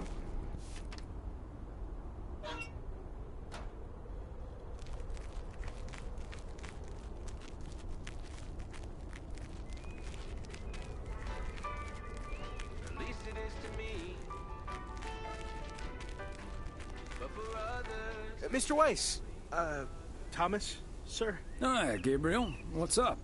Just that, well, we'll be ringing in the new year right here in Providence Oaks. So, my mom is shipping over my tuxedo. Can you make sure it arrives okay? She says she clearly marked the package Serrano Room 2. No, of course. Mailman's promise.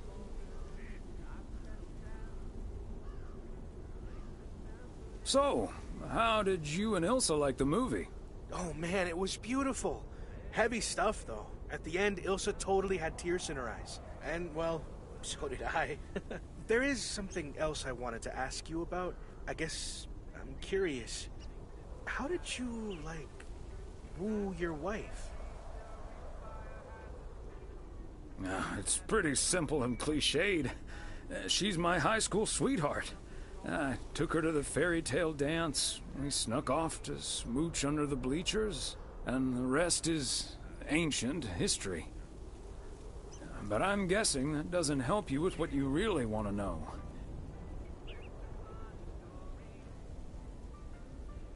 You want to know if you have a shot with Ilsa. Shh, keep it down. Don't mention her name. But yeah, I'm terrible at that kind of stuff. It's just, you seem like a wise man. I'd really appreciate your advice. Well, okay then. My advice is to think about how things felt last night. Let that guide your decision. It might sound corny, but you can't go wrong following your heart. Wow. And is that your definitive judgment?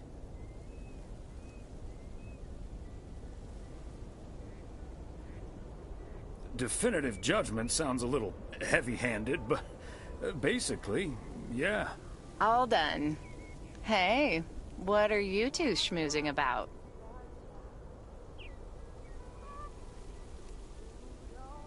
A mailman never tells. Excellent. Now start the engine, Gabriel. We're rolling out pronto. Man alive, it's cold today. On it, Mr. Price. Thanks, Thomas. You've been a huge help. So, take good care of that tux, yeah? Will do. Bye, folks. It's not what we know, it's where we go. I grow wings and tell us goodbye.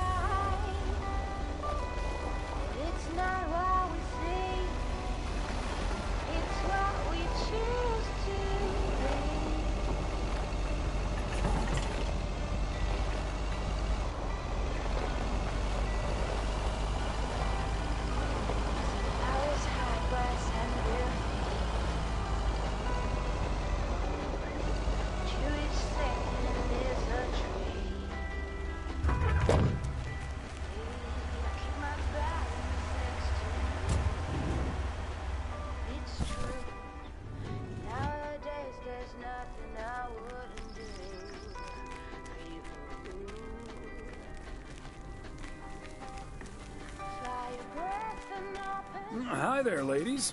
Hi, Thomas. Hello, Thomas. Well, this looks cozy.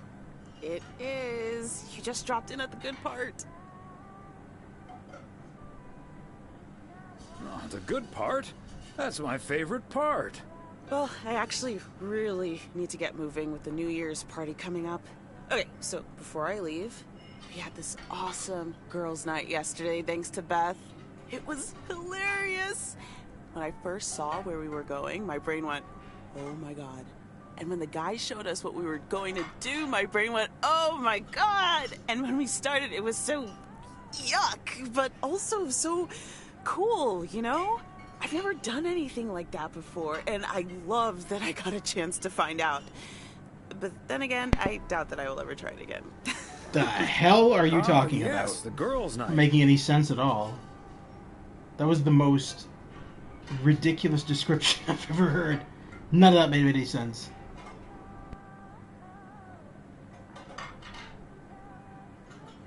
What did you end up doing? We made haggis. Oh, gesundheit. I said haggis. It's a Scottish dish made from a sheep's liver, lungs, heart, and suet, all stuffed into a sheep's stomach. It's this fascinating traditional gourmet staple stemming from the 15th century. Would you believe? Poems have been written about it.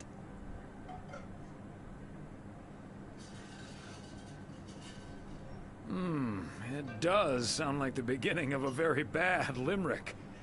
Ha ha! There once was a lass from St. Lagis. It was so gross. I'll have nightmares about zombie sheep for weeks. Bleh. Okay, hate to leave you two, but I really have to sort out this delivery ASAP. Maureen will go bananas. Talk soon. Thanks again for the great evening, Beth. Bye. Bye, Kay. Well, now, I really should get back to the grind as well. Those New Year's prize reductions aren't going to fix themselves.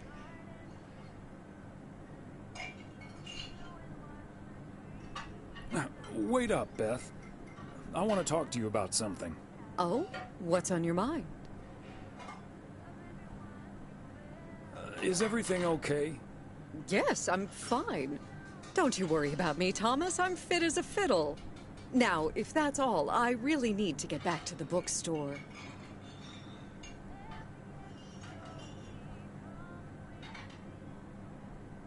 Beth, come on. You have been acting a bit strange lately. What do you mean?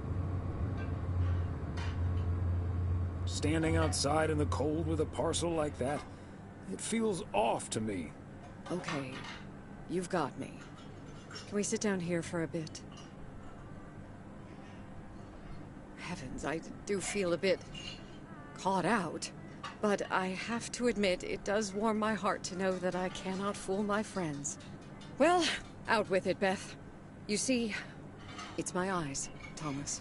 I have glaucoma, which means my optic nerve is deteriorating. I found out a few months ago. Oh my gosh, Beth. That's terrible. Thank you. It was a bit of a shock at first. I haven't told Emily yet. Daniel knows. It's not that bad yet, but it's not getting any better either. The thing is, this kind of condition happens slowly. And I haven't been the fastest in getting it treated, but they can stabilize it. That's why I wasn't able to fix the parcel on my own last Saturday. And that's why I'm starting to miss a few details here and there when I'm in the store. Or asking for peas instead of beans at Christmas dinner with all of my friends of all places. Don't be silly. Those are honest mistakes. Anyone could have made them. I appreciate the sentiment. But you and I both know that is not the case, Thomas.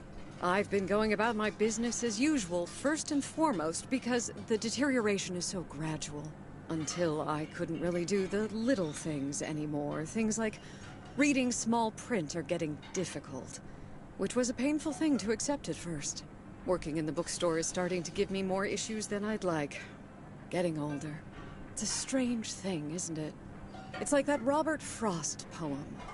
The afternoon knows what the morning never suspected. Doesn't mean I wouldn't mind taking a little nap in between from time to time, though.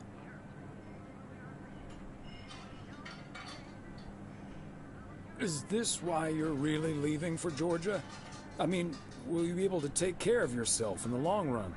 It is a big part of why I'm leaving, yes. But at the same time, it isn't. Beth, you're a great gal, but sometimes you're just a bit too cryptic for me. What I'm trying to say is, when you really look at it, in the end, it's not all bad.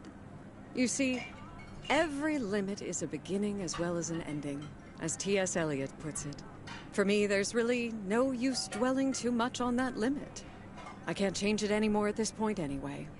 But I do have a choice in how to deal with it. Plus, Georgia has a lot to offer: museums, social clubs, and most importantly, my family. If you look at it like that, getting older may still feel like a cursed time, surely, but I also see each new year as a gift. An opportunity to start new adventures, explore, and have more fun. You can't take something like that for granted. I like that mindset. I had a feeling you'd understand. Hey, I'd make a pretty poor friend if I didn't. Well, I guess I really should be going now. Thank you once again, Thomas. I do feel better now that it's out. You're a good friend. No, thank you, Beth. Bye now. So, that's basically the lie that she was telling at the Christmas Eve dinner earlier on in the game. She's saying she was moving because she had a granddaughter. That was just a lie. She was moving because of her glaucoma that she has, and she wants to be probably closer to her family.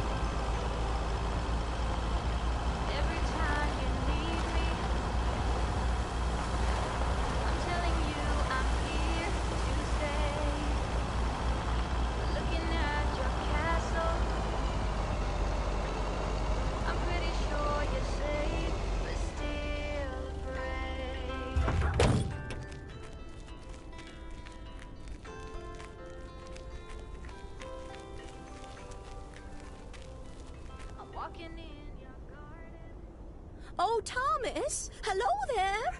Could you be a sweetheart and bring that over to me? Of course.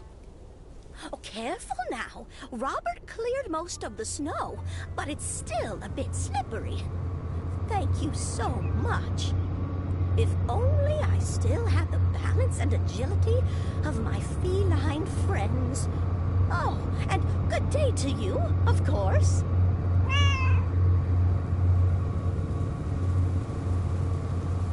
Well, if it isn't... Mortimer, right? Right you are, Thomas. You're Mortimer's favorite mailman.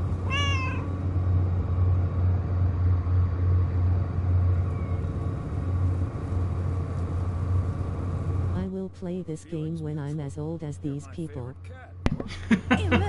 You're gonna play this game when you're as old as these people? It's actually not a bad game, Stu. It's kind of a feel-good game. It's not really... There's no action in it. It's just a... It's just an adventure game. I like it. I like the voice acting. The writing is well done. Apparently, I need to make a few copies of this letter, and if you send this letter along with $5 to the first 6 people on Oh this my list, god, she's got a junk... your name will be added to the bottom. She's an idiot if she Soon thinks that's enough, real. Your name will rise to the top. Yeah. Then many people will... Yeah. $5. $5. Yeah, it's a contest. You will earn lots of money. She's an idiot. One She's falling for a small scam. investment. Elderly women. This is Great idea. What do you think, Mortimer? this is kind of funny because many elderly people fall for these all the time in real life. These fake letters saying, "Oh yeah, give us money and then you'll make money back." It's such bullshit. And I see this all the time, that people are falling for these freaking scams in the mail. And no, this her name's Mildred. She was in the main lake game. She's like the crazy cat lady. I can assure you that she's neither Mrs. Brown or Mrs. Doubtfire. She's her own thing. So she's filing for a chainmail letter, but we'll tell her that it's a scam, because it's totally a scam and she should not fall for it.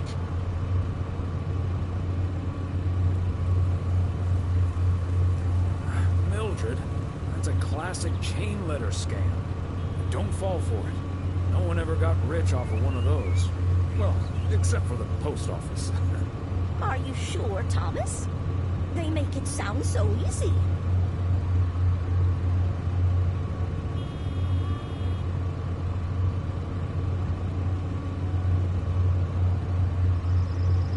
Trust me on this, Mildred. If you've seen one pyramid scheme, you've seen them all. $30 is quite a bit of money. I'll think about it. You do that, Mildred. See you at Moe's tomorrow night? Probably. Bye, dear. Slow meow. Is that cat like Forrest Gump? Life is like a box of chocolates. You never know what kind of catnip you're gonna get. I don't know. I make him sound like. I just made him sound like a character from Family Guy. Cleveland. Life is like a box of chocolates. You never know what kind of kitty nip you're gonna get. All right. I think this is the last letter.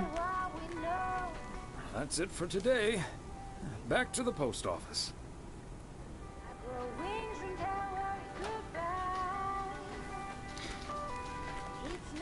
What are we sitting at right now? Ba-boom, ba-boom. 341. Okay, so you know what? We still got a little bit left of this game, so I think we're going to end it here. We're going to go to the post office, end the day, it'll auto-save, and then we'll just call it a stream. Because this is getting a lot longer than I expected it to be. So we'll stream the rest of this probably at 3 p.m. Eastern Standard Time on Boxing Day. And followed by the rest of the Grinch. We'll do both of those at the same day. That way both are done, and that's a fire hydrant. That way both are done and over with, and I'm not wasting any more of everybody's time on this silly, silly game.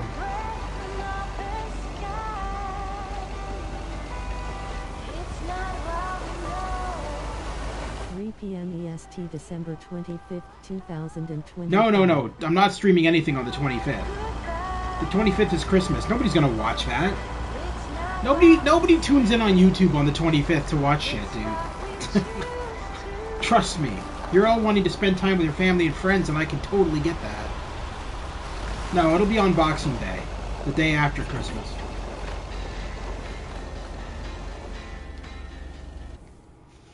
And hey, we're Thomas, done. Have you seen Jack? Yep. Yesterday night in my kitchen.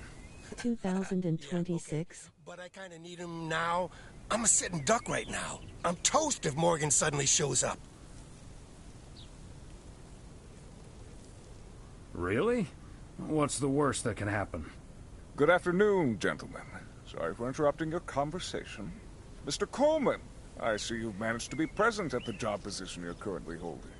I think it's time you and I had a little chat. Great, I look forward to the stream tomorrow. Mr. Morgan, it's so good to see you again. A little chat sounds wonderful.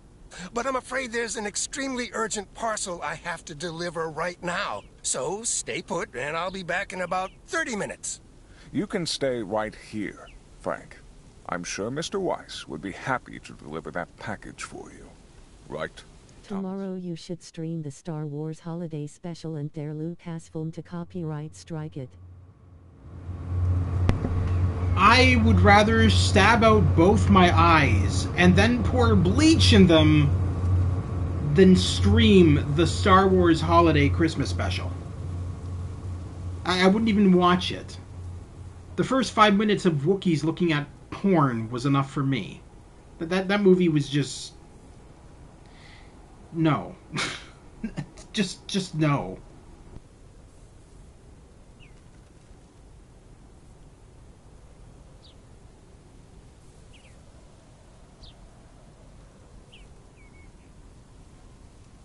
Sure, Mr. Morgan. I just finished my round, so it's not a bother.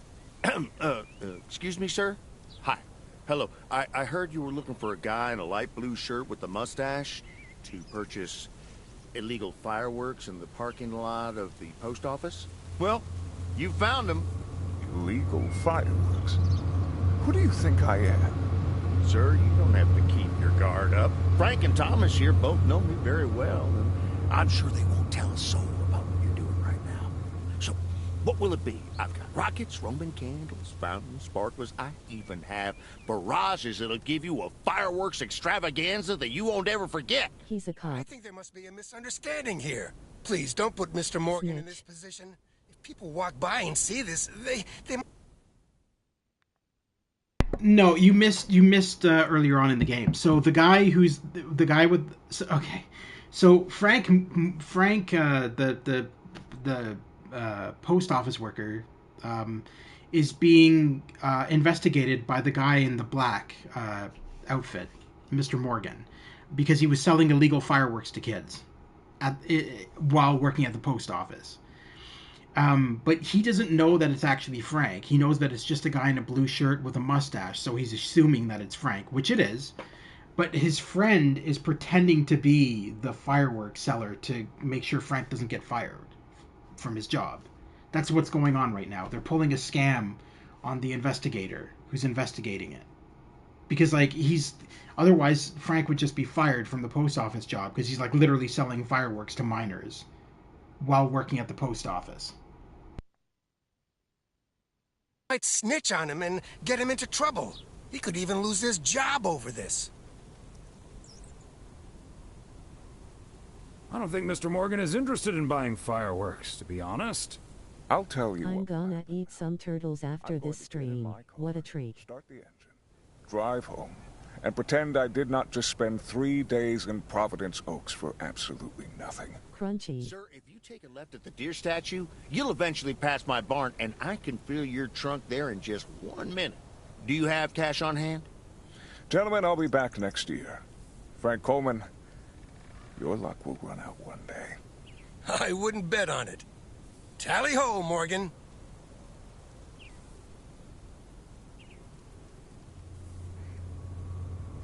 Is Morgan really going to believe Jack was the one offering fireworks? That mustache wasn't very convincing. Doesn't matter. We turned up the idiot. heat on him and he chickened out. Thanks, guys. I owe you one.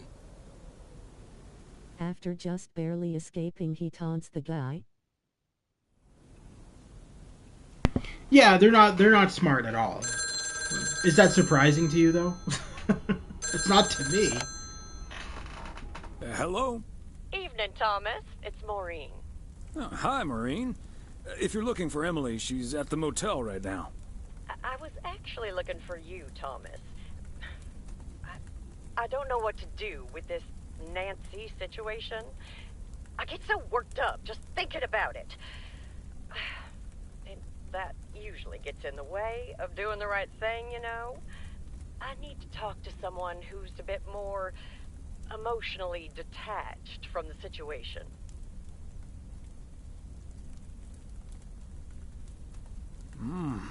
How can I help you, Maureen? Simply put, I don't know if I should give in to that Nancy Carlisle and her overpriced snacks, or tell that woman to take a hike. But then we'll end up with a lackluster New Year's Eve party.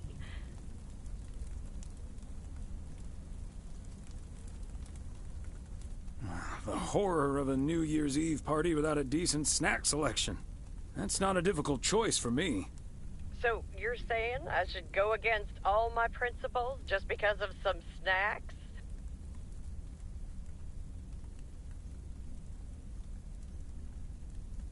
It's not just the snacks, Maureen. But sometimes it's better to take the high road. This town is too small for everlasting feuds. I think you're on to something there, Thomas. I'm not yet totally sure what I'm gonna do, but at least my mind's at ease now. Thanks for lending me your ear. And Face blue, white eyes.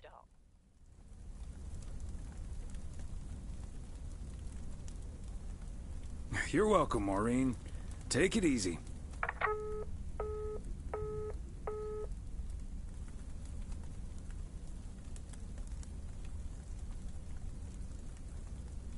From 1912 to 1948. How many more hours is this stream? 500. Spanish singer Julio Iglesias used to be a professional goalkeeper. When recovering from a career-ending accident, a nurse gave him a guitar so that he could recover the dexterity of his hands. In learning to play, he discovered his musical talent. No, we're ending it now. I'm just waiting for the... Yeah, that's what I'm waiting for. Waiting for the autosave. Because this is taking forever, and I know that we have a little bit longer. And I don't want to go into a 4-hour mark, because we're almost there anyway. So I think it's best to just save our game, end the stream, and we'll continue this on Boxing Day. And finish it off on Boxing Day. So thank you very much to everybody who tuned in tonight. 4 more hours. 4 more. No. I promised my friends I'd play some games with them tonight, so I don't want to break that promise. And I don't want to be sitting here for like hours on end. I want to stream too at Always Asleep. Well, tough shit. No, I'm just joking. Anyway, so thank you very much to everybody tuning in tonight. Thank you to Stu's Game Reviews, Always Asleep, Lewis, Lester, I think was here, and of course Mac and Fox Fluffy. Thank you very much to... F you at the Gamers Run. Hey, this is Christmas, my friend. We're supposed to be nice to each other. So in that regard, go fuck yourself. Okay? Thank you. Anyway, thank you very much. No, jokes aside, thank you very much, everybody, for tuning in tonight. I hope you liked Season's Greetings, the Lake DLC, which is very Christmassy. Which is very Christmas. Always Asleep, which is very Christmassy, and I honestly don't mind it. I know that Stu's having problems with it because it reminds him of his upcoming years spent in a senior's home. But aside from that, I think it's a really good DLC. It's very cheap and definitely worth it. Very Christmassy themed, and there isn't a lot of Christmassy games out there, so it's nice to have a little Christmassy pick-me-up, if you will. Gamers Grotto, you're such a dear. I know I'm such a dear, aren't I? Well, Merry Christmas to you, Stu, and all the best. Yeah. Okay, anyway. But thank you very much. Jokes aside, everybody, thank you very much for tuning in. I know it was a long stream this time. I didn't expect it to go this long, and that's why I'm choosing to end it now. Roadkill kind. That's why I'm choosing to end it now and continue it on Boxing Day, along with the remainder of How the Grinch Stole Christmas. So we're going to do probably How the Grinch Stole Christmas at 3 p.m. Eastern Standard Time on Boxing Day, and then at 6 p.m. we'll finish off with Season's Greetings. Until then, have a wonderful night. Turtle time? Like turtle chocolates? Those things are so good.